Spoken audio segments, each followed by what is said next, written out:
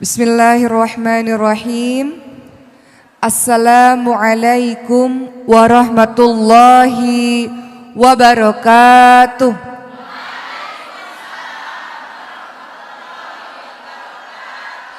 Alhamdulillahi rabbil alamin.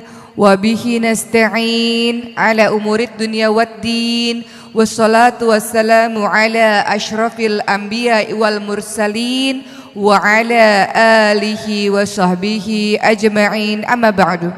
Rabbi shrah li sadri wa yassir li amri wahlul 'uqdatam min lisani yafqahu qawli.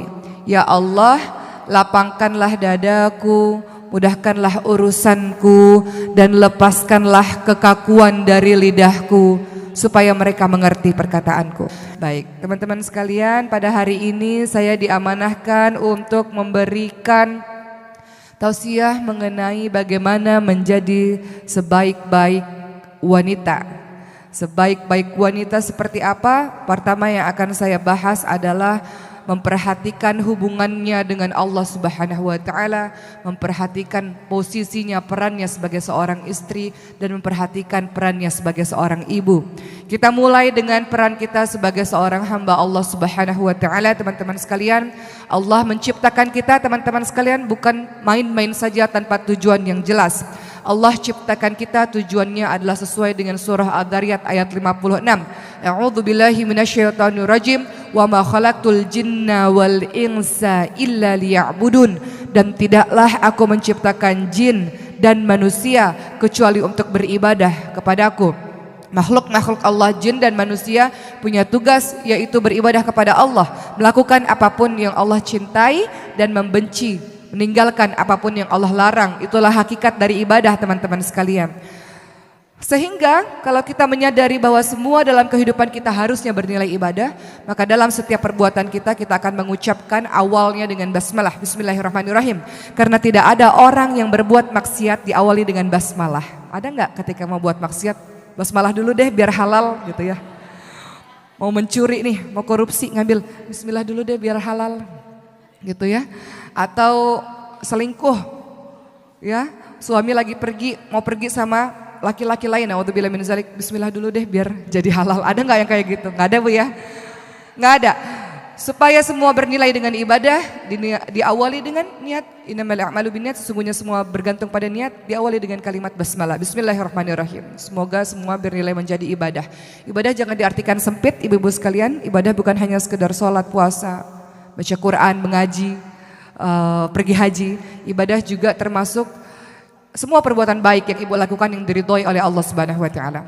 Kemudian ibu-ibu sekalian, ketika mengetahui bahwa tujuan kita diciptakan oleh Allah Subhanahu wa taala adalah bagian dari ibadah, maka kita berusaha setiap apapun yang kita lakukan, berusaha agar membuat Allah ridha pada kita. Pertama. Kemudian yang kedua, untuk menjadi sebaik-baik wanita, memperhatikan, memahami dengan mendalam bahwa Allah menciptakan kita juga sebagai seorang khalifah. Dalam surah Al-Baqarah ayat 30, apa kalimatnya, Bu? Coba buka Al-Qur'annya, Al-Baqarah ayat 30. Wa idz qala rabbuka lil malaikatu inni ja'ilun fil ardi khalifah. Qalu ataj'alu fiha may yufsidu fiha wa yasfiku dima wa nahnu nusabbihu bihamdika wa nuqaddisu lak. Qala ini a'lamu ma la ta'lamun. Ibu-ibu sekalian, bahwa pada saat itu Allah Subhanahu wa taala hendak menjadikan manusia untuk memakmurkan bumi, menjadi seorang khalifah, menjadi seorang pemimpin, yang pada saat itu malaikat-malaikat melakukan protes yang sangat besar dengan mengatakan, kenapa harus manusia ya Allah? Khawatir manusia nanti akan melakukan kerusakan di muka bumi dan akan melakukan pertumpahan darah saja. Namun Allah lebih mengetahui dibanding dengan para malaikat-malaikat. Allah hendak menjadikan sebuah ciptaan makhluk yang bernama manusia yang dilengkapi dengan akal, pikiran dan hawa nafsu untuk menjadi wali Allah di muka bumi ini. Harapannya dengan akal pikiran yang dianugerahi oleh Allah kepadanya membuat si manusia ini terus belajar sehingga bisa menjalankan tugasnya menjadi seorang pemimpin yang memakmurkan bumi, mendatangkan kebaikan untuk di muka bumi ini. Jadi tugas kita nggak main-main, selain untuk beribadah kita ditugaskan oleh Allah untuk memakmurkan bumi, membawa kebaikan untuk penduduk di bumi ini teman-teman sekalian. Begitu pula teman-teman sekalian, tugas kita di muka bumi juga bukan main-main. Kalau engkau mengaku hamba Allah, kita sudah diciptakan oleh Allah umat muslim ini sebagai umat terbaik. Makanya ada kalimat kuntum khaira ummah. Kita semua bukan orang biasa-biasa saja. Kita semua diciptakan oleh Allah sebagai umat terbaik. Kalau sudah digelari dengan umat terbaik, maka kita punya tugas berikutnya. Kuntum khaira ummah ukhrijat linnas ta'muruna bil ma'ruf wa tanhauna 'anil munkar. Kamu sekalian adalah umat terbaik yang dilahirkan untuk manusia yang memiliki tugas mengajak orang lain pada kebaikan, mencegah orang lain pada kemungkaran. Itulah kalau kita memahami penciptaan Allah terhadap diri kita, ternyata kita punya tugas yang banyak ibu-ibu sekalian, teman-teman sekalian. Maka jangan dikira kita enak saja hidup di muka bumi ini tanpa ada tujuan yang jelas, tanpa ada tugas yang jelas.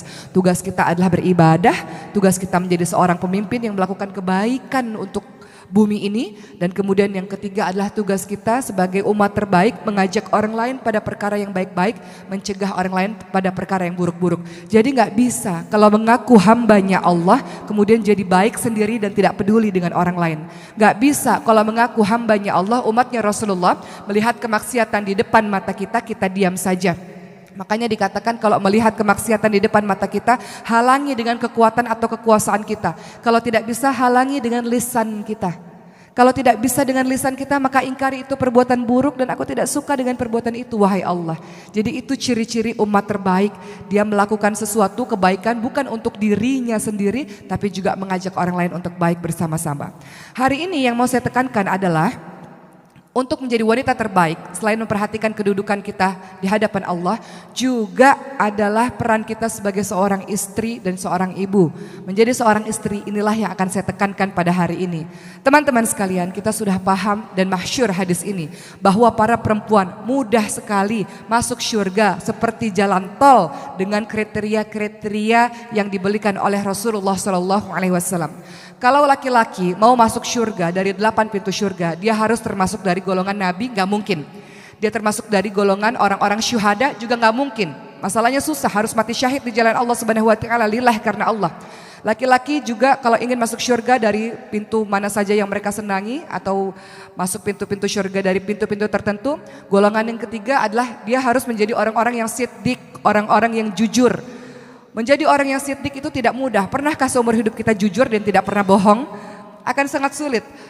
Nabi memiliki atau memberikan gelar kepada para sahabatnya yang jujur. Namun dari semua sahabat hanya satu yang diberikan gelar as-siddiq, yaitu Abu Bakar as-Siddiq radhiyallahu anhu.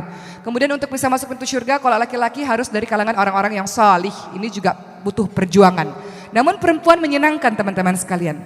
Perempuan kalau ingin menjadi wanita terbaik di dunia maupun di akhirat, masuk pintu surga dari mana-mana saja, Rasul ingatkan hanya dari beberapa hal saja. Pertama adalah engkau melakukan sholat 5 waktu, sholat wajib. Allah tidak sebutkan, Rasul tidak sebutkan sholat-sholat sunnah. Engkau melakukan sholat wajib 5 waktu. Kemudian kedua, engkau melakukan puasa di bulan suci Ramadan. Ketiga, engkau taat kepada suamimu dan engkau menjaga kesucian dirimu. Kalau engkau menjaga 4 hal ini, silahkan masuk surga dari pintu mana saja yang engkau senangi. Pintu surga ada berapa, Bu?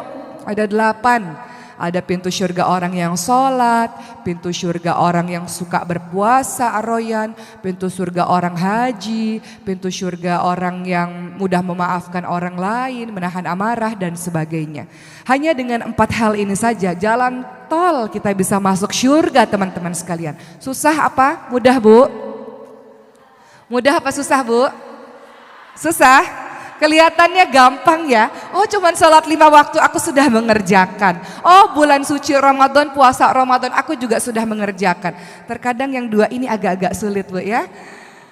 Kelihatannya sih gampang, taat, tunduk, patuh sama suami. Ini suami-suami yang dengar, wah emang begitu tuh, istri saya harus tunduk patuh sama saya, suka ngelawan sih gitu ya.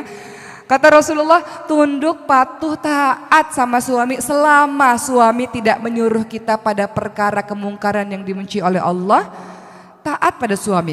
Suami katakan, mah rambut jangan pendek-pendek dong mah, panjangin mah. Aduh panas, itu hal kecil bu, taat patuh. Suaminya bilang, mah aku tuh suka kamu rambutnya warna coklat-coklat gitu loh mah. Apaan sih Pak, udah tua juga macem-macem deh. Tunduk, patuh, denger, taat, udah gitu aja. Perkara-perkara sekecil itu taat saja bu. Kemudian dengan begitu insya Allah kita bisa masuk pintu surga. Termasuk juga dengan menjaga kesucian diri. Makanya di dalam surah An-Nisa ayat 34, saya bacakan yang lengkapnya dari awal. Nanti termasuk ada kriteria-kriteria wanita yang salihah. Dalam surah An-Nisa ayat 34 bunyinya apa bu? A'udzubillahi minasyaitonirrajim. Ar-rijalu qawwamuna 'alan nisa'i bima faddalallahu ba'dahum 'ala ba'di wa bima anfaqu min amwalihim. Laki-laki disebut qawwam, pemimpin, karena dia memiliki kekuatan memang lebih dibanding dengan wanita. Kekuatan dalam bidang apa? Bidang fisik misalnya lebih kuat. Kekuatan dalam bidang ibadah kita ada liburnya, mereka tidak ada liburnya. Syariat dibebankan lebih berat kepada mereka, mereka beribadah sepanjang masa sementara kita memiliki libur. Dan kemudian yang kedua, fassolihatu qanitatun hafidhatul lil ghaibi bima hafidhallah. An-Nisa 34 menjelaskan perempuan-perempuan yang salihah adalah perempuan-perempuan yang taat. Taat pada siapa bu? Taat pada Allah dan taat pada suami. Suami bilang di rumah, ya padahal aku pengen keluar, tetap harus di rumah bu. Gak boleh sekolah, lanjutin sekolah nggak boleh di rumah, tetap harus di rumah. Nggak boleh kerja, ya harus di rumah. Apapun yang suami ucapkan, ya memang kita harus mengikuti perintah suami selama tidak melanggar kemaksiatan. Berikutnya, dan menjaga diri ketika suami tidak ada. Menjaga diri, menjaga kehormatan diri, menjaga kesucian diri. Ini adalah ciri dari wanita-wanita yang salihah. Susah tidak bu? Menjaga diri, menjaga kehormatan diri ketika suami tidak ada. Setia ketika suami ada, ya memang harus. Tapi setia ketika suami pergi berbulan-bulan lamanya, itu yang hebat, yang bisa dilakukan oleh wanita-wanita yang salihah saja. Kemudian ibu-ibu sekalian, untuk menjadi wanita salihah, selain tadi syaratnya adalah tadi ya salat 5 waktu, kemudian bulan suci Ramadan kita berpuasa, taat pada suami dan menjaga diri ketika suami tidak ada. Berikutnya yang kedua yang harus ibu lakukan adalah sabar. Susah nggak sabar bu? Surah An-Nisa ayat 19. Ade udah ngerti perkara suami istri. Kencang jawabannya. Sabar. Surah An-Nisa ayat 19. Apa bunyinya? Fa in karihtumuhunna fa asa an takrahu syai'a wa yaj'alallahu fihi khairan katsira. Teman-teman sekalian, ayat ini memang ditujukan kepada seorang laki-laki apabila menghadapi istrinya yang aneh-aneh, disuruh untuk sabar, tapi juga berkenaan dengan para wanita. Terkadang Allah uji kita bukan dengan yang lain-lain bu. Terkadang Allah uji kita dengan rumah tangga kita sendiri atau bahkan orang terdekat kita yaitu suami kita sendiri. Mungkin ujian-ujian lain bisa diatasi. Tapi terkadang suami ini kok ngeselin gitu ya. Atau terkadang bapak yang sedang menonton di luar sana, kok istri saya kok ngeselin gitu. Maka bagaimana yang harus dilakukan adalah sabar. Sabar. Bisa jadi ketika engkau tidak menyukai sesuatu ada kebaikan yang banyak pada dirinya. Makanya Rasul ingatkan wanita-wanita banyak yang menghuni nerakanya Allah. Kenapa? Ketika suaminya berbuat salah satu saja, yang diingat itu terus. Pak, gak ada kebaikan sama sekali di dirimu pak. Ya Allah, gara-gara nilai setitik hancur susu sebelanga bu. Ya, suami kebaikannya banyak sekali. Namun gara-gara salah satu aja itu yang diungkit-ungkit. Kalau lagi berantem itu yang diungkit-ungkit. Seakan-akan semua kebaikan hilang sudah. Papa tahu nggak sini lagi berantem ya? Masa lalu papa tuh begitu tuh, aku nggak bisa lupa seumur hidupku. Ya Allah bu, kebaikannya banyak bu. Yang diingat yang itu terus. Seakan-akan nggak pernah mendengar kebaikan-kebaikan suami. Maka disuruh sabar. Mungkin saja ada satu yang salah di situ, tapi kebaikannya sangat banyak. Makanya kalau lagi kesel, lagi sebel, lagi benci sama suami, ibu-ibu sekalian, banyak ingat yang baik-baiknya. Insya Allah kebaikannya lebih banyak daripada keburukannya. Toh suami kita bukan Fir'aun. Asiyah saja yang suaminya Fir'aun bisa sabar. Suami kita bukan Fir'aun bu. Insya Allah ketika ibu mendoakan dengan sungguh-sungguh, insya Allah ketika ibu sabar dalam menghadapinya dengan kelemah lembutan, masa iya sih batu yang keras ditetesi air gak pecah. Hati yang keras ditetesi dengan kelemah lembutan, insya Allah akan lunak juga. Makanya menghadapi laki-laki dengan sabar. Jangan menghadapi laki-laki dengan cara laki-laki. Ibu bisa kalah, Bu. Ibu banting pintu, suami bisa robohin pintu, Bu. Ya. Ibu pecahin satu piring, suami bisa hancurin satu isi dapur. Ibu bisa mukul sekali, suami bisa berkali-kali menghancurkan dinding misalnya. Jadi jangan menghadapi laki-laki dengan cara laki-laki. Fitrahnya wanita itu kelemah lembutan. Menghadapi dengan apa? Dengan air mata. Saya nangis, suami saya ngorok, gimana dong? Gitu ya. Ibu sih nangisnya kebanyakan, air matanya sesekali aja dikeluarkan, jangan dikit-dikit mewek. Jadi suaminya udah biasa ngeliat air matanya, gitu ya. Oh, air mata buaya, begitu kata suami. Ya, artinya apa? Artinya menghadapi suami yang kita tidak suka perangainya dengan cara wanita, dengan kelemah lembutan wanita. Percayalah, suami itu kan memang pemimpin ya. Di mana-mana pemimpin itu nggak suka, Bu, kalau kita lebih tinggi atau kita lebih superior dibanding dengan sang suami. Memang fitrahnya beliau adalah pemimpin, fitrahnya kita adalah seorang makmun. Jadi hadapi dengan cara-cara kelemah lembutan seorang wanita. Makanya diperlukan seni bagaimana cara untuk menghadapi seorang laki-laki. Suami yang memang kita greget gitu ya, kok gak pernah sholat di masjid. Apakah kita menasihati langsung didengar begitu saja? Enggak, mungkin konten yang kita nasihati betul. Tapi terkadang cara penyampaian kita mungkin membuat suami tersinggung misalnya. Maka dengan cara apa? Seorang perempuan dianugerahi oleh Allah sifat lemah lembut, bermanja-manjalah dengannya. Ayah, abi, papa, ganteng banget deh hari ini, lebih ganteng lagi kalau ke masjid, ya Allah gitu ya. Apalah Bu, rayu-rayu, kita ini boleh kok bohong Bu. Islam ini boleh bohong dalam 3 hal. Pertama adalah bohong dalam strategi perang. Gak mungkin orang lagi perang ngasih tahu strategi perang itu bisa kalah, Bu. Kemudian orang yang kedua mendamaikan suami istri, mendamaikan orang yang berselisih. Orang yang lagi berselisih kita bisa bilang, tahu nggak, dia tuh baik banget loh sama kamu, sedang mempersiapkan hadiah. Kita siapin aja hadiahnya, padahal bukan dia. Berbohong untuk mendamaikan orang yang sedang berselisih. Kamu dapat salam loh dari dia sayang dan rindu sama kamu misalnya, boleh. Dan bohongnya suami istri, mah makin cantik, makin lama makin cantik mah. Padahal makin lama makin keriput gitu ya, makin lama makin... kadang ibu-ibu kalau udah makin berumur nggak tahu tuh, nggak jaga badan, jadi sayapnya ada di mana-mana kanan kiri gitu ya, di perut-perutnya gitu ya. Kemudian sang suami mengatakan, aduh mama langsing banget. Nah itu kita patut tersinggung Bu sebenarnya. Pak, kalau bohong yang kira-kira dong Pak, jangan terlalu jauh gitu ya. Mama wajahmu bagai rembulan gitu ya, atau Pak yang bener aja Pak, rembulan itu banyak itunya loh Pak, banyak titik-titiknya ya. Jadi kalau bohong juga harus lihat-lihat situasi, jangan terlalu jauh dari kenyataan, bisa buat orang tersungging gitu.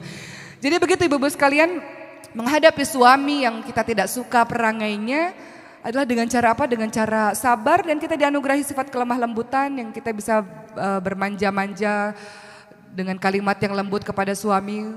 Terkadang insya Allah dengan kelemah lembutan suami bisa berubah. Asyah bisa meluluh lantakkan hati Fir'aun ketika Asyah meminta dengan kelemah lembutan agar seorang bayi yang dialirkan di sungai Nil yang beliau ambil bernama bayi Musa alaihissalam. Asyah melembutkan hati suaminya dengan meminta izin agar bayi ini bisa diizinkan untuk diasuh di istana. Padahal pada saat itu Fir'aun membunuh semua anak bayi laki-laki yang hidup pada hari itu, pada tahun itu dari kalangan Bani Israel, karena Fir'aun bermimpi akan digantikan kedudukannya oleh bayi laki-laki yang lahir pada hari itu. Namun lihat kelemah lembutan dari seorang istri, kecerdasan, kepandaian dari seorang istri untuk mengambil hati suami, mampu meluluh lantakkan hati suami. Jadi yang berikutnya adalah sabar. Kemudian ibu sekalian, Rasul ingatkan wanita yang solehah yang berikutnya adalah menyenangkan bila dipandang. Walaupun ayat berikutnya sama dengan sebelumnya, patuh bila diperintah dan menjaga diri ketika suami tidak ada. Namun tadi Rasul katakan yang keberapa nih? Yang keempat ya? Menyenangkan bila dipandang. Ibu, laki-laki itu Bu, ini banyak saya membicarakan mengenai wanita, walaupun ada bapak-bapak di ujung sana, tapi bapak-bapak pasti senang nih dengan apa yang saya sampaikan, gak pusing-pusing menasihati istrinya lagi ya. Rasul ingatkan bahwa menyenangkan bila dipandang. Kenapa? Fitrahnya laki-laki itu dari pandangan Bu. Zuina linnasi hubbus syahawati minan nisa wal banin wal qanatiril muqantarah. Dijadikan indah pada pandangan manusia apa-apa yang diingini. Yang pertama bukan harta, yang pertama bukan anak-anak atau yang lain-lain, tapi yang pertama adalah wanita. Fitrahnya laki-laki suka ngelihat perempuan. Bu, laki-laki banyak di luaran Bu. Di luaran dia ngelihat yang seger-seger Bu. Pulang-pulang ke rumah dasteran lagi. bau dapur lagi. Udah gitu ada ibu-ibu yang pakai apa tuh, pakai masker ketika suaminya ada ya, pakai masker masih putih-putih, ini hantu atau istri gitu ya. Yang buat suami kok dalam keadaan masih maskeran gitu. Hati-hati Bu, laki-laki itu harus dijaga pandangan matanya, perutnya, dan di bawah perutnya. Itu yang harus dijaga supaya nggak lari kemana-mana. Pandangan matanya adalah menyenangkan bila dipandang. Ibu cantik, cantik versi suami ya Bu, jangan cantik versi suami orang. Bahaya ini. Kalau menurut ibu, cantik versi ibu adalah yang rambutnya pendek gitu. Kata suami, cantik menurut saya yang kamu rambutnya panjang. Ya ikuti versinya suami, ibu sekalian. Cantik bagi suami, makanya ibu nggak usah banyak banyak bicara. Kalau suami katakan, aku suka kamu pakai baju warna merah, udah pakai aja baju warna merah, nggak usah macem-macem. Aduh, papa macem-macem sih permintaannya, udah. Suami tiba-tiba beliin ibu baju tertentu, ya udah pakai aja. Kita berusaha untuk menyenangkan di pandangan suami, bukan di pandangan suami orang atau pandangan menurut kita misalnya. Kita menyenangkan pandangan matanya, bercantik-cantik lah ibu-ibu sekalian. Bukan berarti semakin berumur semakin kita tidak terurus karena merasa udah laku, udah tua ngapain percantik diri gitu ya. Udah tua, udah nikah, udah laku ngapain sih cantik-cantik gitu. Jangan Bu, matanya laki-laki fitrahnya suka lihat pada keindahan, tanya tuh sama bapak-bapak. Kalau nggak beriman, dipelototin tuh orang-orang cantik di jalanan. Namun untungnya suami ibu beriman semuanya. Jadi godul basar, astagfirullahalazim, menundukkan pandangan. Kalau nggak ada rasa takut pada Allah Subhanahu Wa Taala, dipelototin tuh wanita-wanita cantik di jalanan sana. Namun karena ingat pesan Allah Subhanahu Wa Taala dalam surah An-Nur ayat 30, Qulil mu'minin yaghuddu min absarihim wa yahfadzu furujahum. Katakan kepada laki-laki beriman, tundukkan pandangan, jaga kemaluan. Jadi kalau ada wanita-wanita cantik di luar sana, astagfirullahalazim, aku ingat ada istriku di rumah, cepat-cepat pulang ke rumah. Karena apa yang ada di wanita di jalanan itu sama dengan apa yang dimiliki oleh para istrinya di rumah. Jadi kalau laki-laki tergoda di luar, dia akan cepat-cepat pulang ke rumah. Kalau sudah pulang ke rumah, kalau minta kasih Bu. Ini ibunya banyak alasan nih. Kasih, kecuali kalau ada alasan syar'i, sakit, terlalu lelah, betul-betul terlalu lelah ya komunikasikan. Tapi kalau nggak ada alasan syar'i, kenapa mah? Males. Nah ini yang bahaya nih. Masalahnya suaminya baru ngeliat wanita cantik di luar, ibu nggak tahu sih. Makanya cepat-cepat pulang ke rumah. Kalau lagi minta ya cepat dikasih. Bahaya kalau enggak ya. Ini ngomong-ngomong, ini saya ngomong sama ibu-ibu semua kan, ntar ada anak-anak remaja lagi di sini. Bahaya saya ngomong begini. Seminar pranikah lah ya. Begitu ibu sekalian. Makanya perempuan-perempuan dilaknat oleh Allah Subhanahu wa Ta'ala, oleh para malaikat ketika suaminya minta, kemudian tidak ada alasan syar'i, kemudian dia malas-malasan tidak mau melayani suaminya. Hati-hati dengan seperti itu. Menyenangkan pandangan mata. Terkadang ada juga yang sudah cantik tapi tidak menyenangkan pandangan mata. Kenapa? Karena cemberut terus wajahnya ya Bu. Ya enggak Pak? Yang di ujung sana. Cantik sih cantik. Seksi sih seksi, tapi nggak pernah ada senyumnya tuh ketika suaminya pulang ke rumah, cemberut terus. Yang ada kalau suaminya telat pulang ke rumah, papa sama siapa, pergi kemana, kenapa nggak ngabarin, di telepon nggak diangkat-angkat, gimana sih papa gitu. Belum apa-apa, belum istirahat, belum apa-apa langsung beribu kata-kata. Istri atau polisi sih ini gitu ya. Nanyanya banyak bener, menginterogasi suaminya. Ini nggak menyenangkan pandangan mata bagi suaminya Bu. Akhirnya apa, nggak betah di rumah para suami-suaminya ini. Nggak betah di rumah, ngapain di rumah? Pulang ke rumah istrinya marah-marah terus. Ngapain di rumah? Pulang ke rumah istrinya bawel terus. Semuanya menjadi tidak menenteramkan hatinya. Padahal di luaran dia sibuk bekerja dan sangat capek, sangat lelah. Tiba-tiba pulang ke rumah, istri bukan menjadi qurrata a'yun, bukan menjadi penyejuk mata, penyejuk hati bagi suaminya. Melainkan bikin hati panas. Nggak betah suaminya, pergi lagi keluar. Hati-hati di luar banyak lagi berkeliaran wanita-wanita yang lebih cantik daripada ibu Bu. Makanya jangan kegeeran. Ini suami udah pulang ke rumah, udah untung suami pulang ke rumah Bu ya, alhamdulillah. Kemudian kita nggak layani dengan baik, nggak betah, keluar lagi dia di rumah. Di luar itu banyak godaan yang sangat dahsyat. Fitrahnya laki-laki suka sama yang indah-indah, yaitu perempuan. Jadi hati-hati. Jadi menyenangkan pandangan suami dengan apa? Dengan tampilan yang baik, dengan tubuh yang wangi. Ini suami pulang ke rumah masih bau ketek, cepet mandi Bu, ya cepet mandi. Tahu suami pulang jam 7 malam misalnya, cepet mandi, udah berhias. Saya pernah punya teman yang bercerita, ibu saya itu hebat sekali loh Mbak Oki. Kenapa? Setiap hari padahal nggak keluar rumah loh, di rumah. Tiap hari kerjaannya ngerol rambut, udah tua nih Bu, 70 tahun, 80 tahun, ngerol rambut, pakai lipstick, pakai make up, rajin banget, luluran, buat apa? Buat suaminya. Udah tua tapi masih cantik dan wangi, jadi suaminya senang deket-deketan. Kalau ibu bau ketek, bau mulut, bau badan, bau kaki, gimana suami bisa deket-deketan Bu? Jaga penciumannya juga. Mas atau Abi, Papa, suka saya pakai deodoran yang wanginya apa gitu. Suka saya pakai body lotion yang wanginya apa, yang parfum yang wanginya apa gitu. Kalau kata suaminya terserah, mama lebih tahu, ya udah eksperimen dengan wangi-wangian. Senang tuh suami Bu, insya Allah ya. Jadi yang berikutnya tadi, kalau ingin menjadi wanita yang salihah, istri yang baik, sebaik-baik wanita untuk suami kita adalah menjaga pandangan matanya, hati-hati. Menjaga perutnya juga Bu. Makanya ini nasihat juga berharga untuk diri saya yang hari ini cuman bisa masak air ya. Ini nasihat berharga juga ini. Kenapa? Karena seorang istri memang harus menjaga perutnya suami. Supaya kalau pulang ke rumah, kenapa pulang ke rumah aku rindu masakan istriku. Ada yang dikangenin di rumah, betul Bu? Kemudian istri berikutnya adalah harus jago jadi tukang pijet. Punyalah keahlian jadi tukang pijet Bu. Suami itu nggak mau kalau misalnya kita tanya-tanya, kita korek-korek informasi dari dia, kadang nggak mau cerita. Tapi kalau lagi dipijet, gimana Pak? Keluar tuh kalimat-kalimat yang ingin kita tahu, informasi-informasi yang kita tahu, yang ingin kita tahu dari suami. Memiliki skill selain sebagai tukang masak juga tukang pijet ibu-ibu sekalian. Itu menenteramkan hati suami dan suami ingin sekali pulang ke rumah. Kemudian berikutnya beberapa akhlak yang harus dimiliki juga oleh seorang istri adalah sebagai libas. Hunna libasul lakum wa antum libasul lahun. Kita ini berfungsi sebagai pakaian untuk suami. Pakaian itu fungsinya apa Bu? Menutup aurat. Menutup aurat, menutup kekurangan suami. Suatu ketika ada sebuah kisah di Jeddah. Seorang suami istri sedang ribut. Sedang ribut, suaminya kesal. Lalu memukul wajah istrinya. Padahal wahai para laki-laki, Rasul ingatkan, untuk para suami, wala tadribul wajah, jangan memukul wajah, haram, nggak boleh pukul wajah istri.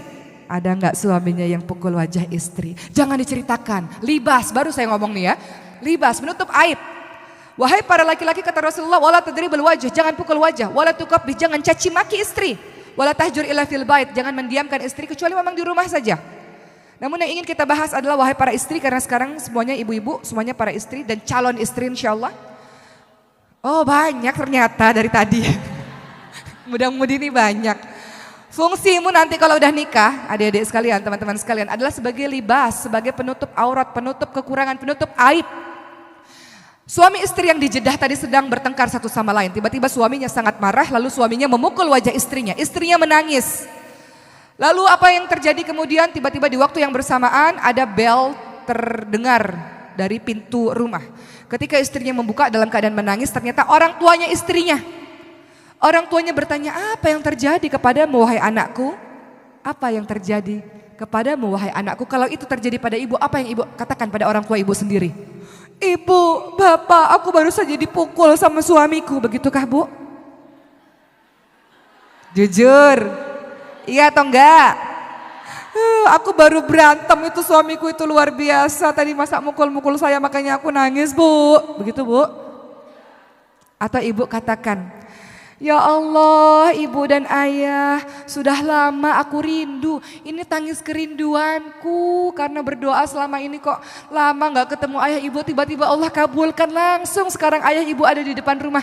Tangisan ini Bu, tangisan kerinduanku dan tangisan keharuanku. Karena Allah langsung mendengar doaku, ibu sampai ada di sini. Masya Allah, saya sangat bahagia sekali. Ibu bilang begitu gak? Bilang gak Bu? Apa yang ibu bilang? Jujur, bohong dosa loh. Istri yang solihah ini mengatakan begitu kepada orang tuanya, Bu, aku nangis karena rindu sama ibu sama bapak. Suaminya yang mendengar, Masya Allah, baru dipukul, belum ada berapa detik Bu, masih sembab air mata bercucuran. Istri ini bisa-bisanya menutupi kekurangan suaminya, libas. Dia dengar firman Allah, hunna libasul lakum wa antum libasul lahun. Pasanganmu adalah pakaian bagimu. Penutup aib, penutup aurat, fungsimu adalah seperti itu. Makanya istri-istri zaman sekarang yang hobinya main Instagram atau Facebook atau sosial media, Sebagian ada yang tidak menjalankan fungsinya sebagai libas. Dia membuat status, nggak tahu statusnya apa itu. Suami yang buruk adalah seperti suami saya, itu terlalu frontal ya. Yang nggak pernah kasih nafkah, yang marah-marah aja kerjaannya. Dari frontal sampai yang kode-kode juga ada itu, sama aja itu dosanya. Ya, ngasih kode-kode. Alangkah indahnya kalau memiliki suami yang perhatian terhadap istrinya dan sebagainya, titik-titik gitu ya. Minta perhatian dari orang lain buat apa? Orang akan berasumsi, wah rumah tanggamu lagi berantakan nih. Orang berasumsi macam-macam. Jadi zaman sekarang ini buka aib caranya banyak ibu-ibu sekalian. Salah satunya dengan sosial media. Engkau membuka aib suamimu, engkau sedang membuka aib dirimu sendiri sesungguhnya. Makanya think before posting, berpikir sebelum kita memposting segala sesuatu. Apa tujuanmu sesungguhnya? Kasih kode-kode buat suami supaya suami sadar. Untuk apa? Kita bisa bicara langsung kepada suami kan? Atau kita bisa minta orang yang bijak untuk menasihati suami kan? Gak harus dengan cara sosial media yang satu dunia itu bisa tahu, Bu. Sekali kita posting itu jejak digitalnya gak akan pernah dihapus, itu masih ada terus seumur hidup. Kita sudah membuka aib dari suami. Makanya di zamannya Nabi Ismail alaihissalam, Nabi Ibrahim apa yang dilakukan oleh beliau? Nabi Ibrahim datang ke rumahnya anaknya Nabi Ismail sedang pergi. Istrinya Nabi Ismail gak tahu kalau itu ayahnya suaminya, kalau itu mertuanya, kalau itu Nabi Ibrahim. Maka ketika Nabi Ibrahim bertanya, bagaimana keadaan suamimu? Istrinya ini mengatakan, hidup kami susah. Suami saya itu kurang ajar sekali, kehidupan kami buruk, kehidupan kami gak bahagia. Maka apa kata Nabi Ibrahim alaihissalam? Katakan kepada Ismail suamimu, kalau suamimu sudah pulang ke rumah, cepat-cepat ganti pagar pintu rumahmu. Cepat-cepat ganti pagarnya, gak boleh dipertahankan. Maka ketika Nabi Ismail pulang, maka Nabi Ismail paham ketika istrinya mengatakan tadi ada bapak tua yang datang ke rumah. Kata bapak tua itu ganti pintu, ganti pagar. Sadarlah Nabi Ismail, perempuan ini harus cepat-cepat diganti. Ganti. Perempuan yang gak bisa menjadi libas, gak bisa jadi pakaian, yang membuka aib suaminya, yang mulutnya sumpah serapah gak bisa dijaga, suka menggunjing suaminya sendiri, ganti. Begitu pesan Nabi Ibrahim alaihissalam, ceraikan istri yang seperti ini. Begitu kata Nabi Ibrahim alaihissalam. Akhirnya diceraikan, maka digantilah dengan istri yang baru. Kemudian Nabi Ibrahim datang lagi, istri yang baru ini mengatakan, alhamdulillah keluarga kami baik-baik saja. Alhamdulillah keluarga kami cukup. Alhamdulillah keluarga kami dilindungi oleh Allah Subhanahu wa taala. Maka Nabi Ibrahim alaihissalam mengatakan, katakan pada suamimu, pertahankan pintu rumahnya, pertahankan pagar rumahnya. Dengan begitu Nabi Ismail paham, istri yang menjaga lisan dengan baik, gak suka buka-buka aib suami adalah istri solihah yang harus dipertahankan. Tapi kan kadang suka curhat untuk menenangkan hati, menenteramkan hati, begitu ya Bu ya. Kalau enggak tuh gimana ya, rasanya tuh numpuk di sini. Aku mau cerita masalah rumah tanggaku, janji ya jangan kasih tahu siapa-siapa. Ini si orang ini nih datang lagi ke arisan satu lagi. Tahu enggak masalah rumah tangga si fulanah, tapi janji jangan kasih tahu siapa-siapa ya. Dari sini lari ke majelis taklim yang ini. Tahu enggak? Tapi janji jangan kasih tahu siapa-siapa ya. Akhirnya tersebar Bu, masalah rumah tangga yang harusnya diketahui oleh diri kita dan suami saja. Akibat apa? Akibat lisan yang enggak dijaga. Makanya Rasul ingatkan, man kana yu'minu billah wal yaumil akhir falyakul khairan aw liyasmut. Barang siapa yang beriman kepada Allah dan hari akhir, hendaklah dia berkata-kata yang baik. Walaupun tiap rumah tangga ada masalah, benar enggak Bu? Apalagi ibu yang sudah berpuluh-puluh tahun menjalankan rumah tangga, udah enggak tahu lagi deh tuh bagaimana permasalahan rumah tangga. Tapi bagaimana kata Rasulullah SAW, bagi yang beriman dia berkata-kata yang baik. Alhamdulillah, Alhamdulillah. Walaupun dalam hati, ya Allah. Tapi keluarnya di hadapan orang, Alhamdulillah, Allah jaga insya Allah, mohon doanya. Kemudian kalau tidak bisa berkata baik, dia diam. Itulah akhlak yang terbaik dari mulut seorang wanita. Libas sebagai pakaian, dia menjaga aib suaminya, dia menjaga kekurangan suaminya. Adapun kalau ingin curhat kepada orang yang bijak. Jangan curhat kepada mantan pacar ibu-ibu sekalian. Aduh, udah ada masalah malah bikin tambah masalah. Gara-gara baru datang reunian ketemu sama mantan pacar, CLBK, celebek, cinta lama belum kelar, cinta lama bersemi kembali. Hati-hati juga curhat sama ustadz-ustadz. Saya selalu di setiap ceramah saya mengatakan hal yang demikian. Boleh nggak curhat sama ustadz? Boleh, tapi yang ringkas, padat, jelas. Jangan ibu curhat sepanjang hari, berjam-jam, telepon-teleponan. Akhirnya, selanjutnya terserah Anda. Ibu sih yang mulai goda-goda duluan. Jadi ibu datang ke pengajian, ya Allah ustadz itu keren banget ya, Masya Allah. karismatik ya Allah. Giliran ustadznya sibuk dakwah, gak balas SMS ibu, ibunya baper. Hati-hati, ini bahaya ini. Makanya kalau seandainya kita memiliki masalah atau segala macam, curhat pada sesama perempuan atau sama laki-laki nggak apa-apa, tapi singkat padat jelas. Betul-betul memang niat kita ingin meminta jawaban, bukan yang aneh-aneh. Karena syaitan itu bisa masuk dari pintu mana saja ibu sekalian. Syaitan itu bisa menggoda secara halus kita. Kenapa saya ngomong begini? Karena banyak kasusnya yang cerita pada saya. Saya datang ke kajian, kenapa ustadznya ganteng banget, karismatik banget, nah itu bahaya. Jadinya gimana, godul basor tapi dengar suaranya udah deredek gitu, nah itu bahaya juga, nggak usah datang kajiannya kalau gitu. Ya. Ganti ustadz lain atau ganti pengajian lain. Hati-hati, cara syaitan macam-macam.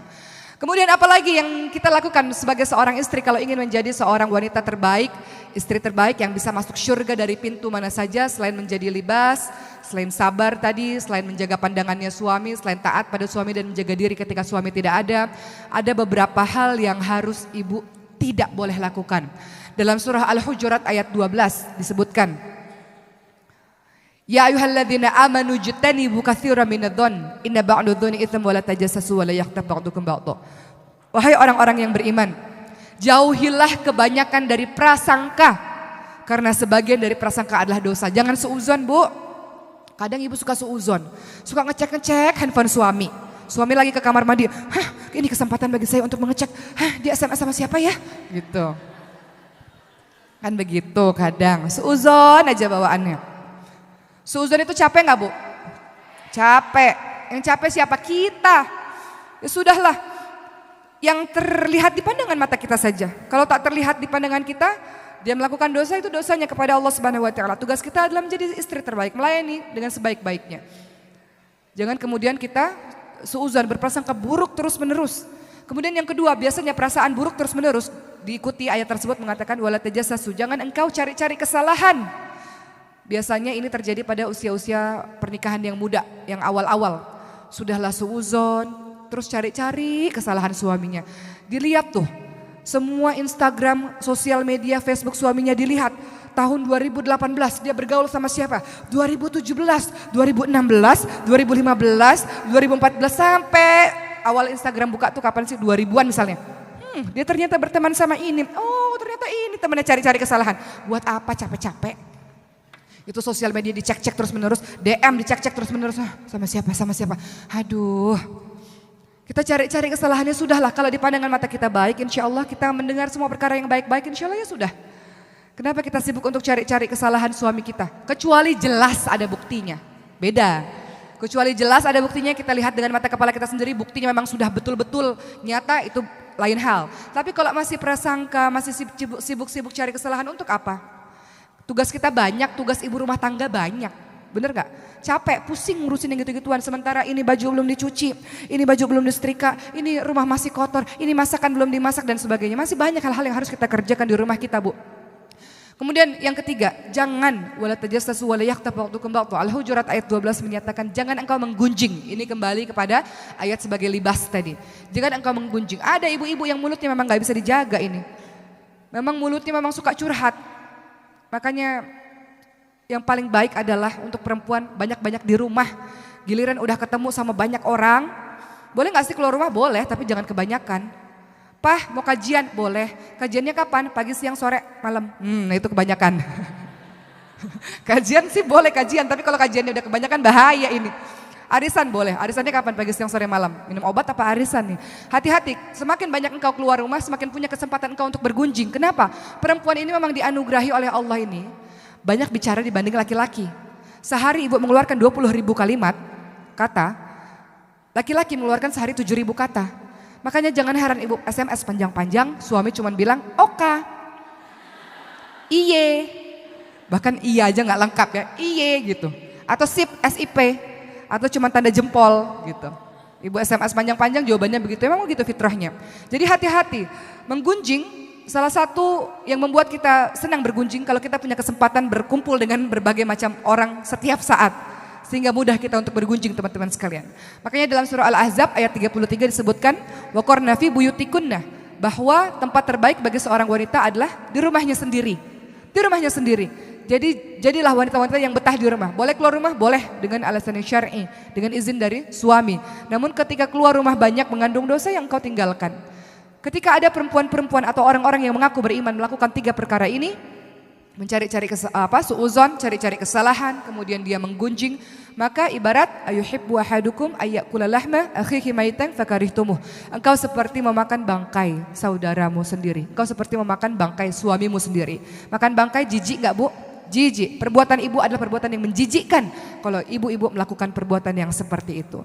Hindari seuzon, hindari cari-cari kesalahan, dan hindari untuk menggunjing. Jadilah kita istri-istri, nasihat untuk saya juga seperti Siti Khadijah. Ibu, salah satu cara kita bisa masuk surga, selain kita melakukan 4 hal yang saya sebutkan di awal tadi, sholat 5 waktu, puasa di bulan suci Ramadan, taat pada suami dan menjaga kesucian diri, adalah ridho suami terhadap kita, Bu. Ketika kita meninggal dunia, maka kita bisa masuk ke dalam surganya Allah. Maksud ridho apa? Suami merasa sangat-sangat kehilangan. Karena begitu taatnya, begitu nurutnya, begitu baiknya kita, sehingga ketika kita meninggal, suami ridho kepada kita bisa masuk surganya Allah. Suami merasa kehilangan, ada enggak? Atau kita lihat orang tua kita, atau ibu pernah mengalami ada temannya atau saudaranya atau orang tua kita sendiri, ketika kita lihat ibu kita meninggal, ayah kita begitu terpukul, begitu rasa kehilangan luar biasa, ada enggak? Mungkin anak-anaknya enggak seberapa sedih, tapi bapak kita sedihnya luar biasa. Kenapa? Saking baiknya itu istri, jadi kehilangannya luar biasa. Ini adalah istri-istri yang masuk surganya Allah Subhanahu wa taala. Begitu pula dengan Rasulullah SAW, ketika Siti Khadijah wafat meninggal dunia, beliau merasa sedih, maka disebut dengan tahun-tahun kesedihan. Kenapa? Karena Khadijah jadilah seorang istri yang sangat dicintai, seperti Khadijah yang sangat dicintai oleh Rasulullah, bukan istri yang ketika sudah meninggal dunia, alhamdulillah kata suaminya, besok udah ganti istri baru gitu ya. Jadilah istri yang suami merasa sangat kehilangan, walaupun beberapa kemudian menikah lagi, ya nggak apa-apa, memang fitrahnya laki-laki. Tapi janganlah hari ini meninggal besok udah nikah lagi gitu ya. Jadilah seorang istri yang suami ridho terhadapnya. Waktu Rasulullah SAW kehilangan Siti Khadijah, Rasulullah dalam keadaan yang sangat-sangat sedih, disebut tahun kesedihan. Kenapa? Siti Khadijah memiliki gambaran sebagai seorang wanita ideal, istri yang ideal. Susah, diajak susah bersama-sama. Siti Khadijah beda dengan Aisyah, walaupun dua-duanya memiliki keutamaan yang berbeda. Aisyah diberikan oleh Allah pada saat Rasulullah sudah settle, sudah stabil kehidupannya. Namun Khadijah diberikan oleh Allah kepada Rasulullah pada saat Rasulullah masih dalam kondisi sulit. Namun istri yang hebat ini mendampingi di waktu suaminya sulit. Susah enggak? Banyak istri-istri di luar sana ketika suaminya bahagia saja baru datang. Suaminya jatuh, dia pergi. Ada ya? Istri yang mana ini? Di sini nggak ada, ini istri yang setia semua. Siti Khadijah pada saat suaminya susah, beliau mendampingi. Makanya kenapa waktu Aisyah sangat cemburu kepada Rasul, kenapa sih masih mikirin Khadijah? Kenapa sih masih baik sama saudara-saudara Khadijah? Kan perempuan tersebut sudah meninggal dunia, sementara Allah sudah gantikan dengan wanita yang lebih muda. Rasulullah membela Khadijah. Rasul katakan, pada saat semua orang tidak percaya padaku, wahai Aisyah, Khadijah yang percaya padaku. Pada saat semua orang tak beriman, Khadijah yang beriman kepadaku. Khadijah memberikan anak-anak kepadaku di saat semua istri tak ada yang memberikan anak kepadaku. Dan Khadijah memberikan seluruh hartanya kepadaku. Begitu pembelaan Rasul, karena Khadijah adalah cinta terbaiknya Rasulullah SAW. Apa yang dilakukan oleh Siti Khadijah sampai Rasulullah tidak bisa melupakan Siti Khadijah, walaupun Rasul kemudian menikah dengan beberapa wanita karena perintah Allah. Tapi seumur hidupnya Rasulullah tetap menyimpan Khadijah. Rasulullah ini, Bu, kalau mendengar saja ada saudaranya, ada teman-teman Khadijah radhiyallahu anha, Rasulullah melayani saudara dan teman-teman Khadijah dengan begitu baik. Begitu rasa cintanya Rasulullah yang tidak pernah bisa melupakan Siti Khadijah, walaupun sudah diganti dengan istri-istri lain. Siti Khadijah adalah seorang istri yang berharta, dinikahi oleh Rasulullah pada saat kondisinya sedang kaya raya, namun menyerahkan seluruh hartanya di jalan dakwah. Khadijah adalah seorang istri yang ketika suaminya sulit, suaminya sedih, suaminya takut, Khadijah selalu ada di sisinya dan tidak pernah meninggalkan Rasulullah SAW. Ketika pertama kali Rasulullah mendapatkan wahyu pertama dalam keadaan ketakutan, Khadijah tidak bertanya yang macam-macam. Khadijah mendukung, membela suaminya. Allah tidak akan pernah menyia-nyiakan engkau suamiku. Engkau suami baik, engkau menyambung tali silaturahim, engkau menolong orang-orang yang miskin. Begitu kata seorang istri yang ketika suaminya terjatuh, dia memberikan support. Siapa yang melakukan ini? Khadijah. Dan Khadijah memberikan solusi pada saat suaminya tidak tahu harus berbuat apa. Apa yang dilakukan Khadijah? Mempertemukan Rasulullah dengan Waraqah bin Naufal untuk mempertanyakan apa yang sesungguhnya terjadi pada Rasulullah. Mencari solusi, bukan menambah permasalahan, bukan menambah pusing urusan suami ketika suami sudah sibuk di luar misalnya. Siti Khadijah meringankan beban suami selain dengan hartanya, dengan kepandaiannya mencari solusi dari sebuah permasalahan. Siti Khadijah tidak meninggalkan Rasulullah dalam keadaan sulit sekalipun pada saat itu Muslim semuanya diboikot oleh orang-orang kafir Quraisy. Mereka diasingkan, mereka diisolir karena dianggap ini ajaran yang membuat orang-orang berpaling dari berhala-berhala. Mereka diisolasi sehingga mereka hanya makan dedaunan saja. Khadijah bangsawan mau diisolasi, mau terisolir, mendampingi orang-orang Muslim yang pada saat itu jumlahnya hanya puluhan saja sampai jatuh sakit. Khadijah sangat luar biasa di hadapan Rasulullah SAW, menjadi penyejuk hati, menjadi penyejuk mata bagi Rasulullah SAW. Ketika dakwah di luar sangat menyakitkan untuk Rasul, pulang ke rumah siapa yang membela, siapa yang menenangkan, siapa yang memberikan kepercayaan diri ketika suaminya sedang tak percaya diri adalah Siti Khadijah. Siti Khadijah. Maka ketika Siti Khadijah wafat, Allah hibur Rasulullah dengan perintah sholat. Dengan peristiwa Isra Mi'raj. Saking luar biasanya dahsyatnya rasa sedih yang dialami oleh Rasulullah SAW. Maka jadilah istri seperti Siti Khadijah, ibu-ibu sekalian. Lalu Allah ganti kemudian ketika Siti Khadijah wafat dengan istri seperti Aisyah. Yang menyenangkan hati suami, yang menenteramkan, yang menggembirakan hati suami, yang senantiasa ceria, yang pandai, yang cantik. Itu digambarkan seorang istri bernama Aisyah. Tapi istri yang mendukung perjuangan dari nol adalah istri yang digambarkan oleh seorang Khadijah radhiyallahu anha. Maka jadilah istri-istri yang seperti itu ibu-ibu sekalian. Mudah-mudahan dengan begitu kita menjadi orang-orang yang senantiasa dilindungi oleh Allah Subhanahu wa taala dan dimasukkan oleh Allah Subhanahu wa taala ke dalam syurganya Allah. Ini tak terasa sudah 1 jam ya, tapi ada sedikit lagi lah, beberapa 5 menit lah sebelum kita masuk sesi tanya jawab. Selain menjadi istri yang hebat dengan semua gambarannya dan banyak sekali istri-istri yang hebat lainnya. Kalau kita ingin menjadi sebaik-baik wanita, maka ketahuilah Bu bahwa kita adalah seorang ibu yang memiliki peran yang luar biasa. Seorang ibu apabila baik, dia mampu mendidik anak-anaknya jadi baik. Anak-anak jadi baik akan tumbuh jadi keluarga baik akan mampu menjadi peradaban yang baik. Maka seorang ibu tugasnya terus-menerus adalah belajar. Surah Al-Mujadilah ayat 11 mengatakan, yarfa'illahu alladhina amanu minkum walladhina utul ilma darajat. Engkau beriman dan engkau berilmu, Allah akan tinggikan beberapa derajat. Anakmu ibu-ibu sekalian berada di dalam pengawasanmu, berada di bawah pengawasanmu, di bawah pimpinanmu adalah anak-anakmu sendiri. Mereka semua lahir dalam keadaan baik. Mereka semua lahir dalam keadaan fitrah. Fitrahnya setiap manusia adalah tunduk taat patuh pada Allah Subhanahu wa taala. Itu fitrah. Setiap anak lahir dalam keadaan baik, setiap anak lahir dalam keadaan fitrah, hanya orang tuanya lah yang menjadikan dia yang lain-lain keluar dari fitrahnya Allah Subhanahu wa taala. Keluar dari fitrahnya yang tunduk kepada Allah Subhanahu wa taala. Semuanya dibebankan kepadamu wahai ibu dan ayah. Sebagaimana surah At-Tahrim mengatakan, ya ayyuhalladzina amanu qu anfusakum wa ahlikum nara wa quduhan nas wal hijarah. Jaga dirimu dan keluargamu dari api neraka yang bahan bakarnya adalah batu dan manusia. Solihlah wahai ibu-ibu sekalian, dengan begitu engkau bisa mensolihkan anak-anakmu. Seorang anak penutup saya hari ini sebelum kita masuk sesi tanya jawab. Seorang anak pernah bertanya kepada Amirul Mukminin, wahai Amirul Mukminin Umar bin Khattab, ayahku mengadukan kepadamu bahwa aku anak durhaka. Katakan kepadaku apa sih tugas dari ibu dan ayah? Maka Umar bin Khattab mengatakan, tugas orang tua pertama mencari ibu yang baik. Ibu yang baik. Pengasuhan pertama kali adalah mencari ibu yang baik. Kemudian yang kedua, beri nama yang baik. Kemudian yang ketiga, beri nama yang baik, beri nama Abdullah, Abdurrahman, atau Abdu yang ditambah dengan Asmaul Husna. Atau kasih nama-nama Nabi. Yusuf, jangan Ucup. Aisyah, jangan Iseh. Khadijah, jangan Ijah. Ibrahim, jangan Baim. Tadi Khadijah udah ya. Maryam, anak saya, jangan Mayam atau Iyam atau Ayam bahkan ya. Panggil dengan nama komplit. Kemudian kasih nama sifat-sifat yang baik. Nama adalah doa. Dan yang ketiga tugas orang tua adalah memberikan pendidikan agama, pendidikan Al-Quran yang baik.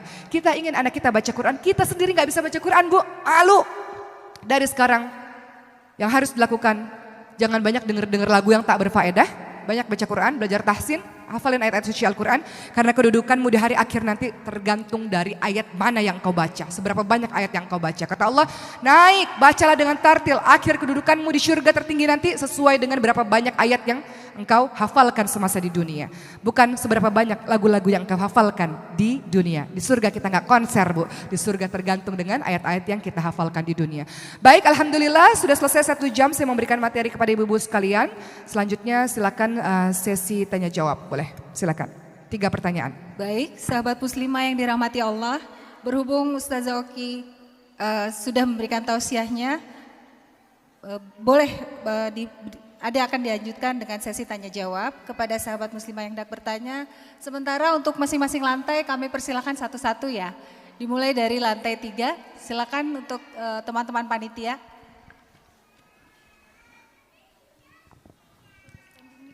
Langsung ke standing mic aja ya.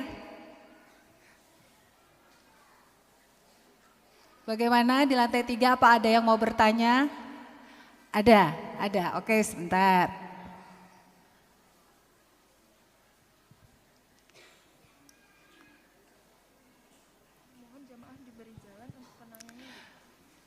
Kepada para sahabat muslimah yang akan bertanya tolong diberikan jalan. Iya, terima kasih. Sip.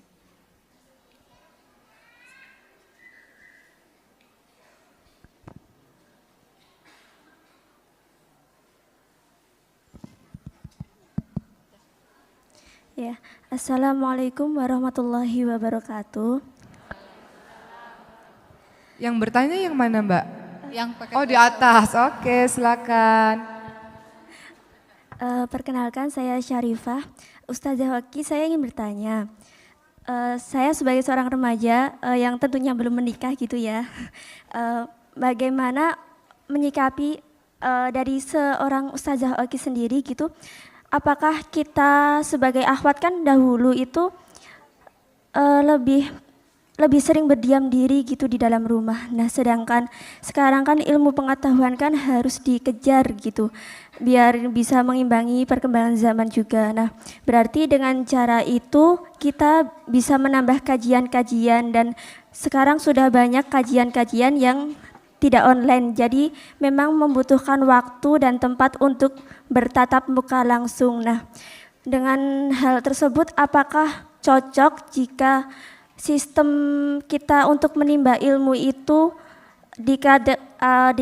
dapat dikatakan tidak sesuai dengan zaman Nabi dahulu begitu. Dan yang kedua, bagaimana cara kami untuk menjaga agar perasaan kami tidak mudah baper gitu.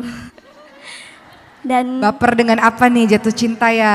Ya, untuk menjaga kesucian begitu dan pandangan. Terus bagaimana juga batasan-batasan, apakah kita itu seberapa jauh kita bisa menjaga batasan-batasan tersebut sesuai dengan yang seharusnya wanita lakukan begitu. Ya, sekian. Terima kasih. Wassalamualaikum warahmatullahi wabarakatuh. Iya. Berhubung pertanyaannya diborong semua di lantai 3, untuk penanya berikutnya hanya ada 1 di lantai 2.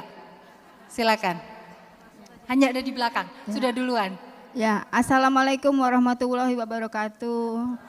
Waalaikumsalam warahmatullahi wabarakatuh. Terima kasih Umi Oki Setiadewi, saya bisa bicara di sini.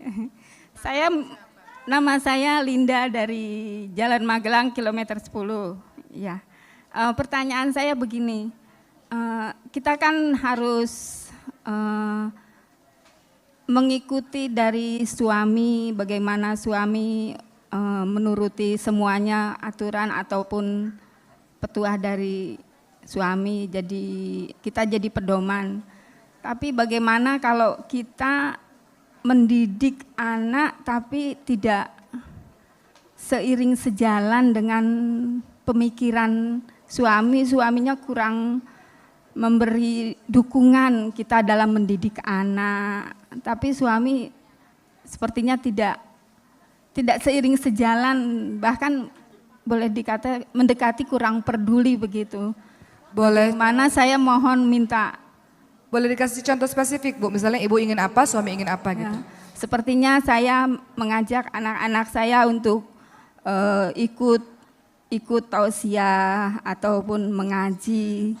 Tapi kalau suami saya tidak apa-apa, nanti juga sadar sendiri, dirinya juga bisa menjalankan sendiri. Tapi kan kalau pemikiran saya, kalau kita tidak memberi dukungan, tidak memberi nasihat, tidak memberi ajakan-ajakan gitu kan belum tentu kan anak bisa seperti itu. Jadi saya mohon dari Umi Oki bisa memberi wejangannya, mungkin saya bisa dapat yang terbaik. Terima kasih Umi Oki. Assalamualaikum warahmatullahi wabarakatuh. Assalamualaikum warahmatullahi wabarakatuh. Silakan Ustazah. Baik, sebelum saya menjawab ibu-ibu sekalian mohon izin. Ada 100 buku saya di depan masjid yang sudah saya tanda tangani. Buku tersebut berjudul Sebentang Kearifan dari Barat yang saya tulis tahun 2017, tahun lalu. Saya menulis bagaimana keadaan Islam dan Muslim di negara-negara minoritas Islam, yaitu di Spanyol, Jerman, dan Australia. Di mana saya berkesempatan ke sana untuk melihat keadaan langsung di sana, khususnya di Spanyol. Royalti buku tersebut diberikan untuk pembangunan masjid di Sevilla, Spanyol. Ada apa dengan Spanyol? Spanyol dahulu namanya adalah Andalusia. Islam pernah berjaya 8 abad, 800 tahun di sana. Peradaban sangat hebat, sangat canggih, lahir ilmuwan-ilmuwan yang sangat luar biasa dari Andalusia. Namun ternyata Allah gilirkan kejayaan itu karena orang-orang tidak lagi berpegang teguh kepada Al-Quran dan As-Sunnah, tidak lagi mendengar kalimat Allah Subhanahu Wa Taala dan tidak lagi mencontoh perbuatan Rasulullah SAW, dan orang-orang saling berebut kekuasaan satu sama lain, sehingga pada saat itu orang-orang Islam harus terbunuh atau terusir dari Andalusia, dari Spanyol, sehingga Islam lenyap sama sekali, tidak ada bersisa satupun di sana selama 500 tahun. Lalu di tahun 1970-an Islam kembali ada lagi karena ada orang-orang yang datang kemudian menjadi mu'alaf di Eropa sampailah hari ini. Namun ada sebuah kota namanya Sevilla, mereka tidak punya masjid, jumlah mereka 100.000 orang teman-teman sekalian. Namun setiap seminggu sekali di masjid yang kecil, mereka katakan masjid padahal itu musola bagi saya, kecil sekali. Setiap seminggu sekali pasti ada orang yang mengucapkan 2 kalimat syahadat. Kok bisa? Kok bisa di saat mereka nggak punya masjid, di saat belajar agama susah, kok bisa? Kenapa? Karena pemberitaan media di luar sana Islam adalah buruk, Islam teroris, Islam pembunuh dan sebagainya. Itu membuat orang penasaran, benar tidak Islam itu seperti itu? Mereka belajar dan ketika mereka belajar mendalami Islam, bahkan banyak mu'alaf yang lebih pandai daripada Islamnya kita teman-teman sekalian. Yang dari lahir turun-temurun Islam ini terkadang kita bahkan sholat nggak ngerti itu apa bacaannya. Bener nggak? Nanti dites deh, ngerti nggak bacaan sholat? Kemudian akhirnya mereka mengucapkan 2 kalimat syahadat, banyak mu'alaf-mu'alaf di sana. Itulah yang saya tulis dalam buku itu, menyadarkan kepada kita semua. Mereka mengatakan, oke, katakan pada orang Indonesia, beruntung sekali mereka orang Indonesia, 200 juta jiwa lebih kita ini, mayoritas muslim di dunia adalah Indonesia. Masjid, berapa meter ada masjid? Dikit-dikit dengar lantunan ayat suci Al-Quran, dikit-dikit dengar azan. Tidak seperti mereka. Katakan pada mereka, beruntung sekali orang-orang Islam di Indonesia yang bisa belajar dengan mudah agama Islam. Namun mereka harus susah payah untuk mempelajari agama Islam. Sebelum saya lanjutkan lagi, tadi saya katakan saya mau ngetes ibu-ibu sekalian hal yang paling sederhana saja. Kalau kita nggak tahu artinya, maka betullah harusnya kita malu. Kita tinggal di Indonesia, namun kita tidak paham dengan bacaan yang sudah berpuluh-puluh tahun mungkin kita ucapkan. Ketika kita sholat, ketika kita duduk, kita membaca apa Bu? Rabbighfirli warhamni wajburni warfa'ni warzuqni wahdini wa'afini wa'fu anni. Apa artinya? Rabbighfirli, ya Allah, ampuni saya. Rabbighfirli warhamni, sayangi saya. Wajburni, Rabbighfirli warhamni wajburni, tutupi aib kekurangan saya. Warfa'ni, tingkatkan derajat saya. Warzuqni, berikan rezeki kepada saya. Wahdini, berikan saya petunjuk. Wa'afini, berikan kesehatan. Wa'fu anni, maafkan saya. Apakah ada di antara kita yang bahkan bacaan ini saja kita tidak paham artinya? Kalau ada, sedihlah kita pada diri kita sendiri. Sudah berapa ribu, berapa juta, berapa miliar mungkin kita ucapkan kalimat itu, namun kita nggak tahu apa maknanya. Bagaimana kita bisa merubah akhlak kita sedangkan Dikatakan inna sholata tanha 'anil fahsya'i wal munkar. Salat mencegah perbuatan keji dan perbuatan mungkar. Sementara kita nggak ngerti apa yang kita ucapkan dalam salat kita. Maka belajarlah dari orang-orang di sana, muslim di negara minoritas. Mereka menjadi mu'alaf karena mereka belajar. Iqra bismi rabbikal ladzi khalaq dan seterusnya. Mereka belajar, mereka mencari tahu, mereka meneliti agama ini sehingga keyakinan mereka kokoh, akidah mereka kokoh, bukan Islam yang turun-menurun saja. Baik, saya akan jawab pertanyaan yang pertama. Jadi buku tersebut bisa didapatkan di luar ya Bu, dengan harga 100.000, sisanya akan diberikan untuk, saya tidak tahu, mungkin panitia akan memberikan untuk donasi yang lain. Tapi penjualan buku itu royaltinya untuk pembangunan masjid. Pertanyaan yang pertama tadi mengenai berkenaan dengan ayat Al-Ahzab ayat 33, wa qarna fi buyutikunna, bahwa perempuan memang paling baik ada di rumah. Bagaimana dengan zaman sekarang yang kadang kalau kajian nggak cukup dengan online, harus bertatap muka. Saya katakan tadi perempuan boleh keluar rumah, boleh. Perempuan silakan keluar rumah asalkan dengan syarat dan ketentuan berlaku. Pertama, ketika belum menikah dapat izin dari orang tua. Ketika sudah menikah dapat izin dari suami. Kedua, menutup aurat dengan rapi. Al-Ahzab 59. Ya ayuhan nabi kuli aswajika wa banatika wa nisa'il mu'minin yudnina 'alaihina min jalabibihinna dzalika adna ayfrafna fala yudhain. Katakan wahai nabi pada istrimu, anak-anakmu dan istri orang-orang beriman atau perempuan-perempuan beriman, ulurkan jilbab ke seluruh tubuhmu supaya kamu mudah dikenali sehingga tidak diganggu. Fungsimu pakai jilbab adalah menutupi seluruh tubuh yang tidak ketat, tidak tipis. Karena khawatir kalau ketat tipis termasuk kategori berpakaian tapi telanjang. Kata Rasul, orang-orang yang berpakaian tapi telanjang tidak bisa cium bau syurga, apalagi masuk syurga. Oleh karena itu pakai penutup aurat dengan rapi untuk menjadi dirimu berwibawa, menjadi dirimu pelindung yang sangat luar biasa dengan hijab yang menutup auratmu dengan baik. Kemudian syarat yang ketiga adalah tidak khalwat, tidak berdua-duaan dan tidak ikhtilat, tidak campur baur dengan laki-laki. Coba pelajari surah Al-Qasas ayat, kemarin saya mengisi di salah 3 tentang ini. Penting sekali untuk kita tahu.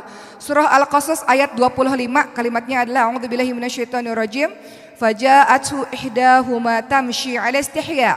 Kemudian datanglah kepada Musa salah seorang dari kedua perempuan itu berjalan dengan malu-malu. Miliki akhlak pemalu. Engkau boleh keluar rumah tapi miliki akhlak pemalu. Jalanmu malu. Artinya adalah tidak menimbulkan fitnah bagi orang lain. Dan kemudian kalimat ini dilanjutkan dengan qalat inna abi yad'uka liyajziyaka ajra ma saqaita lana, dan seterusnya. Artinya adalah sesungguhnya ayahku mengundangmu untuk memberi balasan sebagai imbalan atas kebaikanmu memberi minum ternak kepada kami. Singkat, padat, jelas. Perempuan bicara kepada laki-laki mahram yang bukan laki-laki yang bukan mahramnya, laki-laki ajnabi, laki-laki asing. Singkat, padat, jelas. Tidak menye-menye. Menye-menye itu adalah kalau Ricis langsung gitu ya, dia suka begitu. Suka dikomediin. Udahlah, kalau kita masalah sama laki-laki asing, kalau sama suami bolehlah kita memang harus, bukan boleh ya, memang harus kita luar biasa gitu. Tapi kalau sama laki-laki asing, laki-laki yang bukan mahram kita, engkau berkegiatan di luar rumah, bicara boleh, berteman boleh, bersahabat boleh, tapi bicaramu adalah singkat, padat, jelas, sesuai keperluan. Seperti dengan kalimat yang diucapkan di surah Al-Qasas ayat 25 tadi, anak-anaknya Nabi Syuaib alaihissalam ketika dibantu oleh Nabi Musa. Jadi ceritanya begini, Nabi Musa keluar dari Mesir karena dikejar-kejar oleh Firaun. Nabi Musa tinggal di Madian dan melihat ada 2 perempuan yang ngantri dari tadi nggak ngambil air. Karena orang-orang cowok-cowok, laki-laki lagi ngambil air di sumur untuk ternak mereka. Perempuan ini nggak mau ikhtilat, nggak mau campur baur dengan laki-laki. Maka Nabi Musa tolong perempuan tersebut. Maka tolong perempuan tersebut setelah ditolong mengatakan, wahai Musa, ayahku mengundangmu untuk datang ke rumah karena engkau telah berbuat baik. Lihat kalimatnya, kalimat yang singkat, padat, jelas dan seperlunya saja. Perempuan boleh keluar rumah asalkan memiliki akhlak pemalu, kemudian tidak khalwat dan tidak berdua-duaan. Dan kemudian tentu saja menghindari diri dari fitnah. Silakan saja engkau boleh keluar rumah dengan syarat seperti itu. Tapi tadi saya katakan frekuensinya adalah memang kita pergi keluar rumah dengan alasan yang syar'i. Jadi kita pergi keluar rumah untuk sebuah keperluan. Kalau sudah selesai keperluan itu cepat pulang ke rumah. Saat ini saya pergi di sini, apakah saya pergi begitu saja? Tidak. Ada Maryam. Ada suami yang senantiasa mendampingi dakwah ini, sehingga pergi yang saya jalani ini adalah dengan mahram dan insya Allah lebih selamat lah insya Allah. Kemudian berikutnya, jadi boleh ya keluar rumah dengan alasan-alasan yang tadi. Perempuan boleh keluar rumah dengan syarat dan ketentuan berlaku. Begitu kata Ustadz Abdul Somad, syarat dan ketentuan berlaku. Bagaimana menjaga kesucian diri biar nggak baper? Anak-anak muda sering dikasih ujian sama Allah jatuh cinta, betul nggak? Kan banyak ya anak muda di sini ya, pernah suka sama orang? Ya Allah, susah banget sih rasanya jatuh cinta gitu ya, sedih. Kenapa sih Allah kasih jatuh cinta ya Allah, susah, tau nggak? Jatuh cinta susah nggak? Susah, ribet, pusing gitu ya. Dulu waktu saya zaman SMA kan pernah suka juga sama orang. Bilang sama Allah, ya Allah kenapa sih harus suka sama dia ya Allah? Masalahnya kan Allah yang memberikan rasa suka ya. Kenapa sih ya Allah? Namun kita harus pandai-pandai dalam mengelolanya teman-teman sekalian. Bagaimana cara nggak baper? Nggak usah kepo. Nggak usah kepo, udah itu aja. Kalimatnya itu aja, nggak usah kepo. Maksudnya apa? Kalau kita suka, kita itu kepo. Pengen tahu lewat rumahnya aja udah dredeg hati kita, ya enggak? Baru lewat rumahnya, lihat pagar rumahnya aja udah deg-degan. Apalagi lihat orangnya. Udah nggak usah cari tahu, nggak usah cari tahu dia lagi di mana kegiatannya apa, nggak usah stalking, lihat Instagramnya udah, nggak usah follow, nggak follow kok, tapi stalking, lihat gitu, nggak perlu. Ibarat tanaman, semakin dikasih air, dikasih pupuk, tumbuh subur. Begitu pula dengan rasa cinta, engkau pupuk, engkau bina itu ya semakin subur. Tapi kalau engkau diamkan saja, sibukkan dengan perkara-perkara baik. Kalau engkau sudah sibuk dengan perkara-perkara baik, nggak ada waktu lagi untuk memikirkan perkara-perkara yang seperti itu. Ya selentingan adalah aduh rasa cinta, rasa rindu, tapi karena kita udah sibuk, udah capek mikirin kesibukan kita yang baik. Maka masa muda ini pada saat fisikmu masih kuat, nanti kalau engkau sudah berumur, pasti engkau menyesal kalau masa mudamu tak engkau lakukan dengan baik. Betul nggak ibu-ibu yang sudah berumur? Kata ibu-ibu yang sudah berumur, kenapa dulu waktu muda nggak belajar agama ya sejak kecil? Kenapa dulu waktu muda nggak ngafalin Quran ya? Kalau sekarang ngafalin Quran kok kayaknya susah gitu. Surah Yasin itu kok, Yasin udah hafal ya. Surah apa nih? Surah apa? Surah Al-Falaq. Al-Falaq bisa sayang? Al-Balad mah bisa lah insya Allah ya. Misalnya surah Al-Kafirun, surah Al-Kahfi lah. Misalnya menghafalin surah Al-Kahfi malam Jumat membaca surah Al-Kahfi kok kayaknya susah ya, memang udah tua memang begitu Bu. Fitrahnya begitu. Ngapalin susah, giliran ngapal hilang lagi gimana nih ya. Jadi begitu ketika Allah anugerahi masa muda teman-teman sekalian, ingatanmu masih jernih, kesempatanmu masih luas membentang, kemudian engkau masih bisa berkesempatan belajar, maka pelajarilah banyak ilmu-ilmu di waktu mudamu. Dengan sibuk pada perkara kebaikan, insya Allah engkau akan lupa dengan perkara-perkara jatuh cintamu itu. Teman-teman sekalian, saya selalu mengatakan dan kita sudah tahu tentang ini, Allah sudah takdirkan jodoh kita 50.000 tahun sebelum kita diciptakan. Mau engkau pacaran setahun, 2 tahun, 10 tahun, 15 tahun, 20 tahun, kalau Allah tak takdirkan, kau tak akan pernah bisa bersama. Betul nggak? Yang ada ngapain sih aktivitas pacaran di dalamnya? Nggak ngapa-ngapain kok, aku kan pacaran syar'i. Pacaran syar'i itu apa? Abi, Umi, udah begitu. Panggil-panggil Abi Umi. Kok lebih ngalah-ngalahin daripada yang udah nikah? Pacaran syar'i apa? Selamat berbuka puasa ya, wahai calon imamku. Selamat tahajud ya, jangan lupa salat di masjidnya. Lebih-lebih dari suami istri ngingetinnya. Ini kan dakwah begitu. Modus itu ya. Kemudian dikatakan, kan kata Rasulullah kalau kita cinta sama seseorang kita harus ucapkan, aku mencintaimu karena Allah wahai akhi. Salah, perempuan mengucapkan cinta pada perempuan, laki-laki mengucapkan cinta pada laki-laki. Itu maksud Rasulullah, bukan laki-laki pada perempuan, perempuan pada laki-laki. Ini kok dalil dijadikan perkara yang haram dijadikan halal gara-gara dalil tersebut. Tidak. Jadi hati-hati teman-teman sekalian. Jadi cara supaya nggak baper, udah nggak usah stalking, nggak usah kepo, nggak usah mau tahu urusan orang. Kita sibuk dengan prestasi diri kita sendiri ya. Gitu caranya. Kemudian selanjutnya pertanyaan yang berikutnya, menjaga batasan pergaulan laki-laki dan perempuan. Apa batasan-batasannya? Batasan-batasannya Allah katakan di dalam Al-Quran, wala taqrabuz zina innahu kana fahisya wa sa'a sabila. Jangan dekati zina. Zina sebuah perbuatan yang buruk, sebuah perbuatan keji dan sebuah jalan yang buruk. Itu batasannya, jangan dekati zina. Apa sih maksud dekati zina? Dekati zina, engkau memandang seseorang yang bukan mahrammu, mendekati zina. Engkau memegang seseorang yang bukan mahrammu, mendekati zina. Engkau berpikir, engkau membayangkan laki-laki yang bukan mahrammu, engkau mendekati zina. Engkau melangkahkan kaki di tempat yang diharamkan oleh Allah, itu mendekati zina. Itu semuanya mendekati zina. Allah larang itu. Allah katakan jangan mendekati zina, bukan jangan berzina. Karena semua itu akan menuju kepada nanti ujungnya adalah zina. Tapi sebelum berzina pasti engkau akan melakukan step by step ini. Maka hindarkan dirimu dari step by step ini. Tutup semua aksesnya. Berteman, bergaul seperti biasa, sewajarnya saja, namun tidak lebih daripada itu teman-teman sekalian. Ketika engkau sibuk dengan prestasi, ketika engkau sibuk dengan belajar, engkau masih gadis, me time, waktumu untuk belajar banyak. Nanti kalau sudah berkeluarga, punya suami, punya anak, waktu kita terbagi teman-teman sekalian. Kita nggak punya keleluasaan belajar seperti ketika kita masih muda ini. Maka teman-teman yang masih muda, banyak-banyak belajar. Jangan ketika baru keluar dari gedung seminar pranikah langsung pengen nikah. Tanpa ada persiapan apapun. Kayak saya dulu, Pah, Oki mau nikah umur 20 tahun. Sama siapa? Nggak tahu, pokoknya mau nikah aja. Gara-gara saya suka jealous ngelihat teman-teman saya dipegang tangannya, dibelai rambutnya, dijemput ketika kuliah. Enak banget malam minggu pergi, malam tahun baru pergi. Sementara saya nonton sendiri di kos-kosan, nonton Harry Potter jam 12 malam sendirian, krik-krik gitu ya. Enak banget punya pacar kayaknya pada waktu itu. Tapi kan saya nggak mau pacaran, jadi saya pengen nikah pada saat itu. Tapi papa saya mengatakan, sama siapa? Nggak tahu, siapa aja lah yang datang, terima aja, pengen nikah gitu. Gak bisa gitu teman-teman sekalian, ternyata menikah itu perkara tanggung jawab, bukan perkara hanya disayang, dibelai, ada yang jemput, bukan. Artinya engkau harus menambah tanggung jawab dan itu berat.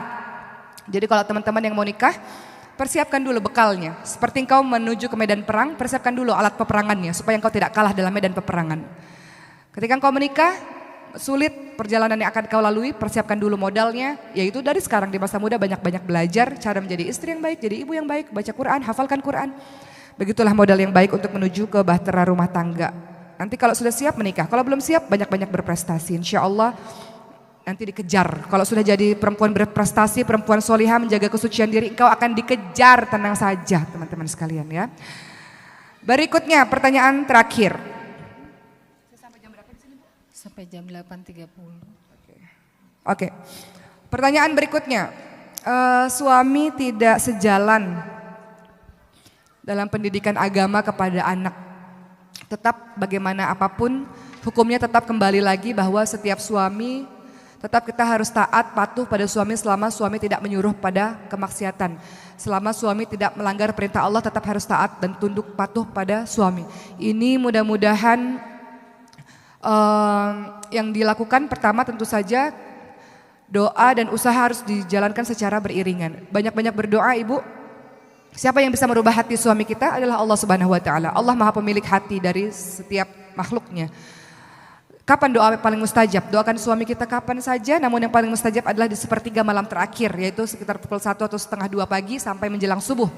Di saat itulah Rasul katakan bahwa Allah turun ke langit dunia, apapun yang kita minta kepada Allah Subhanahu wa taala Allah akan dengarkan, apapun yang kita doakan Allah kabulkan, dan kita minta ampun pada Allah, Allah ampunkan kita. Doakan suami kita, semoga suami kita mendapatkan hidayah, mendapatkan petunjuk dari Allah Subhanahu wa taala, dan doakan diri kita sendiri supaya menjadi seorang istri yang ketika menyampaikan sebuah perkara pada suami, suami paham. Terkadang kita ngomong sama suami, maksud kita tuh suami nggak paham. Makanya doa yang tadi saya ucapkan di awal-awal ceramah itu penting, Bu. Kita ucapkan kepada siapapun target dakwah kita. Rabbi shrah li sadri wa yassir li amri wahlul 'uqdatam min lisani yafqahu qawli. Doanya Nabi Musa ketika berhadapan dengan Firaun. Ya Allah, lapangkanlah dadaku, mudahkan urusanku dan lepaskan kekakuan dari lidahku ini supaya target dakwahku ini ngerti perkataanku.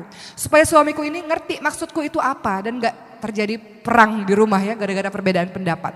Jadi ketika ibu sudah dekat kepada Allah, doa terus menerus, ibu minta kekuatan pada Allah agar lisan ibu dipahami oleh suami. Dan kembali lagi kepada hukum asal bahwa berlemah lembutlah terhadap suami. Gak ada suami yang suka diajak berdebat oleh istrinya. Apalagi dalam agama kita tidak diajarkan istri lebih tinggi suaranya daripada suami. Gak boleh istri tinggi suaranya daripada suami. Jadi dengan kelemah lembutan, dengan diskusi yang baik, dakwah itu ada adab-adabnya ibu-ibu sekalian. Terkadang kita dakwah pada orang lain lebih mudah. Dakwah pada keluarga sendiri lebih sulit. Namun dakwah itu ada adab-adabnya. Apa adabnya? Salah satunya adalah fi kulli maqal maqam fi kulli maqam maqal. Di setiap tempat ada pembicaraannya. Lihat kondisi, lihat situasi. Kira-kira suami lagi panas, suami lagi capek, nggak mungkin kita ajak berdiskusi tentang sebuah perkara. Namun ketika ibu sudah melayani suami dengan baik, perutnya udah kenyang, keadaan hatinya udah tenang, baru diucapkan kalimat-kalimat yang sekiranya bisa diajak berdiskusi. Jadi tadi kalimatnya, di setiap tempat ada perkataan, di setiap perkataan ada tempatnya. Pandai-pandailah seorang istri mencari waktu yang tepat untuk membicarakan pola pendidikan terbaik untuk anak misalnya. Kemudian tadi saya katakan dengan lemah lembut. Dalilnya adalah fabima rahmati minallahi linta lahum walau kunta faddan ghalidhal qalbi lam faddu min hawlik. Sebab rahmat Allah kamu berkasih sayang berlemah lembut dengan sesama manusia. Kalau kamu kasar dan keras, orang-orang akan menjauh daripadamu. Jadi kita diminta untuk berlemah lembut kepada siapapun, apalagi kepada suami kita sendiri. Dan kemudian biasanya laki-laki memerlukan bukti, perlu bukti. Maka buktikan dari ibu sendiri terlebih dahulu. Dengan ibu belajar agama, akhlak ibu lebih baik, lebih lembut, lebih santun pada suami. Sehingga suami pun akan merasa kalau anak saya belajar agama, dia pasti akan lebih santun, lebih lembut, prestasi akademiknya lebih naik, seperti itu. Maka buktikan dari diri ibu diri sendiri terlebih dahulu. Sehingga suami percaya kalau orang sudah menuju kepada agama, dia akan lebih baik insya Allah. Begitulah terkadang nasihat untuk diri saya pribadi. Dua orang dari latar belakang yang berbeda, background yang berbeda, mungkin pendidikan berbeda, pergaulan yang berbeda, kadang memang agak sulit untuk disatukan, tapi itulah perjuangan kita ibu-ibu sekalian. Kadang Allah diuji, kadang kita semua diuji dari ekonomi, kadang diuji dengan sakit, kadang diuji dengan anak-anak kita sendiri. Makanya dalam Al-Quran posisi anak ada 4. Ada dia sebagai penyejuk hati, ada dia sebagai perhiasan, dalam surah At-Taghabun 14-15 dia sebagai ujian atau fitnah. Begitu pula dengan suami-suami kita. Kadang suami kita baik, kadang suami kita menjadi dalam tanda kutip musuh yang tidak sependapat dengan kita. Maka kita minta sama Allah agar kita memiliki kekuatan untuk bisa berdiskusi dengan baik kepadanya. Atau kalau memang kita tidak bisa, tadi saya katakan panggil orang yang bijak. Panggil orang yang dihormati olehnya untuk memberikan nasihat padanya. Nggak usah susah-susah. Di dalam pengajian, ibu bisikkan kepada ustadznya misalnya, atau ibu beri pesan kepada ustadznya, Ustadz, saya mau nasihatin suami saya Ustadz, tapi lewat mulut ustadz ya, begini Ustadz. Tentang pertanyaannya begini, bagaimana cara suami yang tidak mendukung anak-anaknya untuk belajar agama? Itu ya Ustadz, nanti Ustadz jawab pertanyaan itu ya. Secara tidak langsung Ustadznya sedang menasihati suami ibu sendiri. Jadi begitu ada banyak cara dalam berdakwah teman-teman sekalian. Yang perlu dalam berdakwah adalah sabar. Nabi Nuh alaihissalam berdakwah 950 tahun. Banyak banget itu. Berdakwahnya sangat panjang. Sabar, hanya beberapa orang saja dengan hewan-hewan yang pada akhirnya menaiki kapalnya Nabi Nuh alaihissalam. Begitu pula dengan kita, sabar dalam dakwah tidak bisa merubah seseorang instan begitu saja, tapi kalau Allah sudah berkehendak, kun fayakun, jadi maka jadilah dia. Bisa saja hari ini suami kita menentang, besok kalau Allah rubah hatinya, dengan mudah dia bisa mengizinkan anak-anak kita untuk belajar agama. Belajar agama bisa di rumah ibu-ibu sekalian, panggil guru ke rumah, ajak berdiskusi dengan anak-anak kita, insya Allah anak-anak kita menunjukkan akhlak yang baik, Bapak pun akan senang. Begitu ya Bu. Mohon maaf kalau ada beberapa jawaban yang kurang memuaskan, tapi saya berharap apa yang saya sampaikan pada hari ini bisa bermanfaat. Doakan saya, karena saya akan meneruskan perjalanan menuju ke Klaten. Jadi ini safari dakwah yang menuju ke daerah-daerah Jawa. Sebelum kita mengakhiri perjumpaan kita kali ini, alangkah baiknya kalau kita tutup dengan doa. Boleh kita berdoa bersama-sama? Kita tundukkan kepala kita Ibu dan kita angkat tangan kita. Astaghfirullahaladzim, astaghfirullahaladzim, astaghfirullahaladzim, astaghfirullahaladzim, astaghfirullahaladzim, astaghfirullahaladzim. A'udzu billahi minasyaitonir rajim. Bismillahirrahmanirrahim. Hamdasy syakirin, hamdan na'imin, hamdan yuwafi ni'amahu wa yukafi'u mazidah. Ya Rabbana lakal hamdu kama yanbaghi li jalali wajhikal karimi wa azimi sultanik. Allahumma salli ala sayyidina Muhammad wa ala alihi wa sahbihi ajma'in. Ya Allah, Engkau kumpulkan kami di tempat ini, ya Allah, kembali kami datang kepadamu ya Allah, dalam keadaan penuh dosa, penuh khilaf, penuh salah ya Allah. Ampunilah dosa-dosa kami yang sudah sangat banyak ya Allah. Orang-orang menghormati kami, sayang pada kami karena Engkau telah menutupi dosa kami di mata manusia. Seandainya Engkau buka aib kami, tidak ada seorang pun yang mau berteman dengan kami, maka ampuni kami ya Allah. Ampuni kebodohan kami, ampuni kejahiliahan kami, ampuni kelalaian kami ya Allah. Ampuni kami yang tidak khusyuk, yang tidak sungguh-sungguh dalam beribadah kepadamu ya Allah. Anugerahilah kami kesabaran dalam beribadah kepadamu. Anugerahilah kami kesabaran dalam menuju ketaatan padamu. Anugerahilah kami kesabaran dalam menghadapi ujian-ujian yang Kau berikan kepada kami. Anugerahilah kami kesabaran dalam meninggalkan kemaksiatan wahai Allah. Kami ingin menjadi istri yang baik dan ibu yang baik. Kami ingin menjadi seorang anak yang berbakti kepada kedua orang tua kami ya Allah. Kami ingin menjadi saudara yang baik ya Allah. Maka jagalah lisan kami, jaga pandangan mata kami, jaga pendengaran kami. Berikan cahaya pada lisan kami, berikan cahaya pada pendengaran kami, berikan cahaya pada pandangan mata kami, berikan cahaya pada hati kami sehingga hati kami selalu berisi yang baik-baik saja ya Allah. Bersihkan hati kami di antara semua penyakit-penyakit hati yang menggerogoti diri ini ya Allah. Ya Allah, kami ingin jadi orang baik. Engkau yang maha membolak-balikkan hati. Ya muqallibal qulub, tsabbit qalbi ala dinik. Namun kami mohon padamu untuk menetapkan hati kami atas ketaatan padamu. Rabbana la tuzigh qulubana ba'da idh hadaitana wa hab lana min ladunka rahmah innaka antal wahhab. Jangan engkau kembalikan kami pada kehidupan kami yang bodoh di masa lalu. Jangan engkau kembalikan kami pada kehidupan kami yang tidak paham tentang ilmu agama di masa lalu. Jadikanlah kehidupan kami penuh dengan jalan hidayah dan istiqamah di jalan-Mu hai Allah. Dan jadikanlah orang-orang tersayang kami, suami kami, orang tua kami, kakak, adik kami, teman-teman kami semuanya berhijrah menuju pada jalan-Mu dan istiqamah di jalan-Mu. Dan ya Allah, bagi saudara-saudara kami yang sakit, terutama pada pemilik masjid ini, yang membangun masjid ini, Ibu Suciati dan keluarganya. Saat ini Ibu Suciati sedang sakit, berikan ya Allah kesembuhan, kesehatan kepada raganya ya Allah. Berikan umur yang panjang dan keberkahan dalam hidupnya ya Allah, yang telah membuat kami bisa belajar di masjid ini. Dan untuk siapapun yang sakit, saudara-saudara kami, orang tua kami, semua teman-teman kami ya Allah, gugurkan dosa-dosanya dan berikan kesabaran dalam menghadapi sakitnya ya Allah. Ya Allah, Rabbana hab lana min azwajina wa dzurriyyatina qurrata a'yun waj'alna lil muttaqina imama. Jadikan keluarga kami sakinah mawaddah warahmah. Jadikan kami pemimpin bagi orang-orang yang bertakwa. Jadikan pasangan kami sebagai penyejuk mata, penyejuk hati. Ya Allah, matikan kami dalam keadaan husnul khatimah ya Allah. Mudahkanlah kami dalam menghadapi alam kubur, mudahkanlah kami dalam menghadapi padang mahsyar, mudahkanlah kami dalam menjalankan titian sirat ya Allah, dan masukkanlah kami ke dalam syurga-Mu yang tidak ada kesedihan, tidak ada air mata, tidak ada kesusahan, tidak ada kesakitan ya Allah. Rabbana atina fid dunya hasanah wa fil akhirati hasanah wa qina adzabannar. Berikan kami kebahagiaan dunia akhirat dan jadikanlah anak keturunan kami semuanya menjadi pejuang agama-Mu wahai Allah. Amin amin ya rabbal alamin.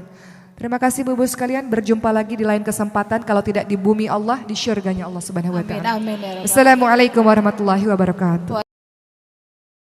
Baik, teman-teman sekalian, pada hari ini saya diamanahkan untuk memberikan tausiah mengenai bagaimana menjadi sebaik-baik wanita. Sebaik-baik wanita seperti apa? Pertama yang akan saya bahas adalah memperhatikan hubungannya dengan Allah Subhanahu wa taala, memperhatikan posisinya, perannya sebagai seorang istri, dan memperhatikan perannya sebagai seorang ibu. Kita mulai dengan peran kita sebagai seorang hamba Allah Subhanahu wa taala, teman-teman sekalian. Allah menciptakan kita, teman-teman sekalian, bukan main-main saja tanpa tujuan yang jelas. Allah ciptakan kita, tujuannya adalah sesuai dengan surah Ad-Dariyat ayat 56. A'udzu billahi minasyaitonir rajim. Wa ma khalaqtul jinna wal insa illa liya'budun. Dan tidaklah aku menciptakan jin dan manusia kecuali untuk beribadah kepadaku. Makhluk-makhluk Allah, jin dan manusia, punya tugas yaitu beribadah kepada Allah, melakukan apapun yang Allah cintai dan membenci, meninggalkan apapun yang Allah larang. Itulah hakikat dari ibadah, teman-teman sekalian. Sehingga kalau kita menyadari bahwa semua dalam kehidupan kita harusnya bernilai ibadah, maka dalam setiap perbuatan kita akan mengucapkan awalnya dengan basmalah, bismillahirrahmanirrahim. Karena tidak ada orang yang berbuat maksiat diawali dengan basmalah. Ada nggak ketika mau buat maksiat, basmalah dulu deh biar halal gitu ya. Mau mencuri nih, mau korupsi, ngambil bismillah dulu deh biar halal gitu ya. Atau selingkuh ya, suami lagi mau pergi sama laki-laki lain, naudzubillah min dzalik, bismillah dulu deh biar jadi halal. Ada nggak yang kayak gitu? Nggak ada Bu ya? Nggak ada. Supaya semua bernilai dengan ibadah, diawali dengan niat. Innamal a'malu binniyat, sesungguhnya semua bergantung pada niat. Diawali dengan kalimat basmalah, bismillahirrahmanirrahim. Semoga semua bernilai menjadi ibadah. Ibadah jangan diartikan sempit, ibu-ibu sekalian. Ibadah bukan hanya sekedar sholat, puasa, baca Quran, mengaji, pergi haji. Ibadah juga termasuk semua perbuatan baik yang ibu lakukan yang diridhoi oleh Allah Subhanahu wa taala. Kemudian ibu-ibu sekalian, ketika mengetahui bahwa tujuan kita diciptakan oleh Allah Subhanahu wa taala adalah bagian dari ibadah, maka kita berusaha setiap apapun yang kita lakukan, berusaha agar membuat Allah ridho pada kita. Pertama. Kemudian yang kedua, untuk menjadi sebaik-baik wanita, memperhatikan, memahami dengan mendalam bahwa Allah menciptakan kita juga sebagai seorang khalifah. Dalam surah Al-Baqarah ayat 30, apa kalimatnya Bu? Coba buka Al-Qur'annya, Al-Baqarah ayat 30. Wa idz qala rabbuka lil malaikatu inni ja'ilun fil ardi khalifah qalu ataj'alu fiha may yufsidu fiha wa yasfiku dima wa nahnu nusabbihu bihamdika wa nuqaddisu lak qala inni a'lamu ma la ta'lamun. Ibu-ibu sekalian, bahwa pada saat itu Allah Subhanahu wa taala hendak menjadikan manusia untuk memakmurkan bumi, menjadi seorang khalifah, menjadi seorang pemimpin, yang pada saat itu malaikat-malaikat melakukan protes yang sangat besar dengan mengatakan, kenapa harus manusia ya Allah? Khawatir manusia nanti akan melakukan kerusakan di muka bumi dan akan melakukan pertumpahan darah saja. Namun Allah lebih mengetahui dibanding dengan para malaikat-malaikat. Allah hendak menjadikan sebuah ciptaan makhluk yang bernama manusia yang dilengkapi dengan akal, pikiran dan hawa nafsu untuk menjadi wali Allah di muka bumi ini. Harapannya dengan akal pikiran yang dianugerahi oleh Allah kepadanya membuat si manusia ini terus belajar sehingga bisa menjalankan tugasnya menjadi seorang pemimpin yang memakmurkan bumi, mendatangkan kebaikan untuk di muka bumi ini. Jadi tugas kita nggak main-main. Selain untuk beribadah, kita ditugaskan oleh Allah untuk memakmurkan bumi, membawa kebaikan untuk penduduk di bumi ini, teman-teman sekalian. Begitu pula teman-teman sekalian, tugas kita di muka bumi juga bukan main-main. Kalau engkau mengaku hamba Allah, kita sudah diciptakan oleh Allah umat muslim ini sebagai umat terbaik. Makanya ada kalimat kuntum khaira ummah. Kita semua bukan orang biasa-biasa saja. Kita semua diciptakan oleh Allah sebagai umat terbaik. Kalau sudah digelari dengan umat terbaik, maka kita punya tugas berikutnya. Kuntum khaira ummah ukhrijat linnas ta'muruna bil ma'ruf wa tanhauna 'anil munkar. Kamu sekalian adalah umat terbaik yang dilahirkan untuk manusia yang memiliki tugas mengajak orang lain pada kebaikan, mencegah orang lain pada kemungkaran. Itulah kalau kita memahami penciptaan Allah terhadap diri kita, ternyata kita punya tugas yang banyak, ibu-ibu sekalian, teman-teman sekalian. Maka jangan dikira kita enak saja hidup di muka bumi ini tanpa ada tujuan yang jelas, tanpa ada tugas yang jelas. Tugas kita adalah beribadah, tugas kita menjadi seorang pemimpin yang melakukan kebaikan untuk bumi ini, dan kemudian yang ketiga adalah tugas kita sebagai umat terbaik mengajak orang lain pada perkara yang baik-baik, mencegah orang lain pada perkara yang buruk-buruk. Jadi nggak bisa kalau mengaku hambanya Allah kemudian jadi baik sendiri dan tidak peduli dengan orang lain. Nggak bisa kalau mengaku hambanya Allah, umatnya Rasulullah, melihat kemaksiatan di depan mata kita, kita diam saja. Makanya dikatakan kalau melihat kemaksiatan di depan mata kita, halangi dengan kekuatan atau kekuasaan kita.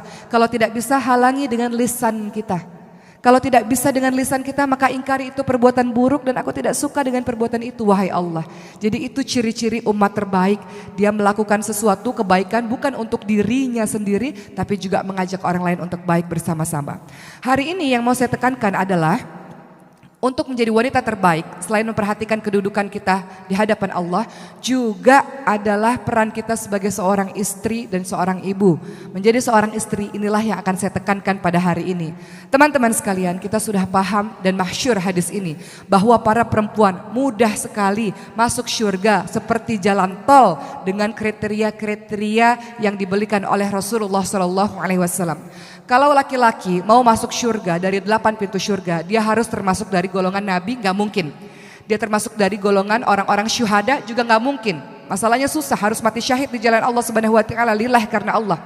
Laki-laki juga kalau ingin masuk surga dari pintu mana saja yang mereka senangi, atau masuk pintu-pintu surga dari pintu-pintu tertentu, golongan yang ketiga adalah dia harus menjadi orang-orang yang siddiq, orang-orang yang jujur. Menjadi orang yang siddiq itu tidak mudah. Pernahkah seumur hidup kita jujur dan tidak pernah bohong? Akan sangat sulit. Nabi memiliki atau memberikan gelar kepada para sahabatnya yang jujur. Namun dari semua sahabat hanya satu yang diberikan gelar As-Siddiq, yaitu Abu Bakar As-Siddiq radhiyallahu anhu. Kemudian untuk bisa masuk pintu surga, kalau laki-laki harus dari kalangan orang-orang yang salih. Ini juga butuh perjuangan. Namun perempuan menyenangkan teman-teman sekalian. Perempuan kalau ingin menjadi wanita terbaik di dunia maupun di akhirat, masuk pintu surga dari mana-mana saja, Rasul ingatkan hanya dari beberapa hal saja. Pertama adalah engkau melakukan sholat 5 waktu, sholat wajib. Allah tidak sebutkan, Rasul tidak sebutkan sholat-sholat sunnah. Engkau melakukan sholat wajib 5 waktu. Kemudian kedua, engkau melakukan puasa di bulan suci Ramadan. Ketiga, engkau taat kepada suamimu dan engkau menjaga kesucian dirimu. Kalau engkau menjaga 4 hal ini, silahkan masuk surga dari pintu mana saja yang engkau senangi. Pintu surga ada berapa, Bu? Ada 8. Ada pintu surga orang yang sholat, pintu surga orang yang suka berpuasa aroyan, pintu surga orang haji, pintu surga orang yang mudah memaafkan orang lain, menahan amarah dan sebagainya. Hanya dengan 4 hal ini saja jalan tol kita bisa masuk surga teman-teman sekalian. Susah apa? Mudah, Bu? Mudah apa susah, Bu? Susah? Kelihatannya gampang ya. Oh, cuman sholat 5 waktu aku sudah mengerjakan. Oh, bulan suci Ramadan, puasa Ramadan aku juga sudah mengerjakan. Terkadang yang 2 ini agak-agak sulit, Bu ya. Kelihatannya sih gampang, taat, tunduk, patuh sama suami. Ini suami-suami yang dengar, wah emang begitu tuh, istri saya harus tunduk patuh sama saya, suka ngelawan sih gitu ya. Kata Rasulullah, tunduk, patuh, taat sama suami selama suami tidak menyuruh kita pada perkara kemungkaran yang dibenci oleh Allah. Taat pada suami.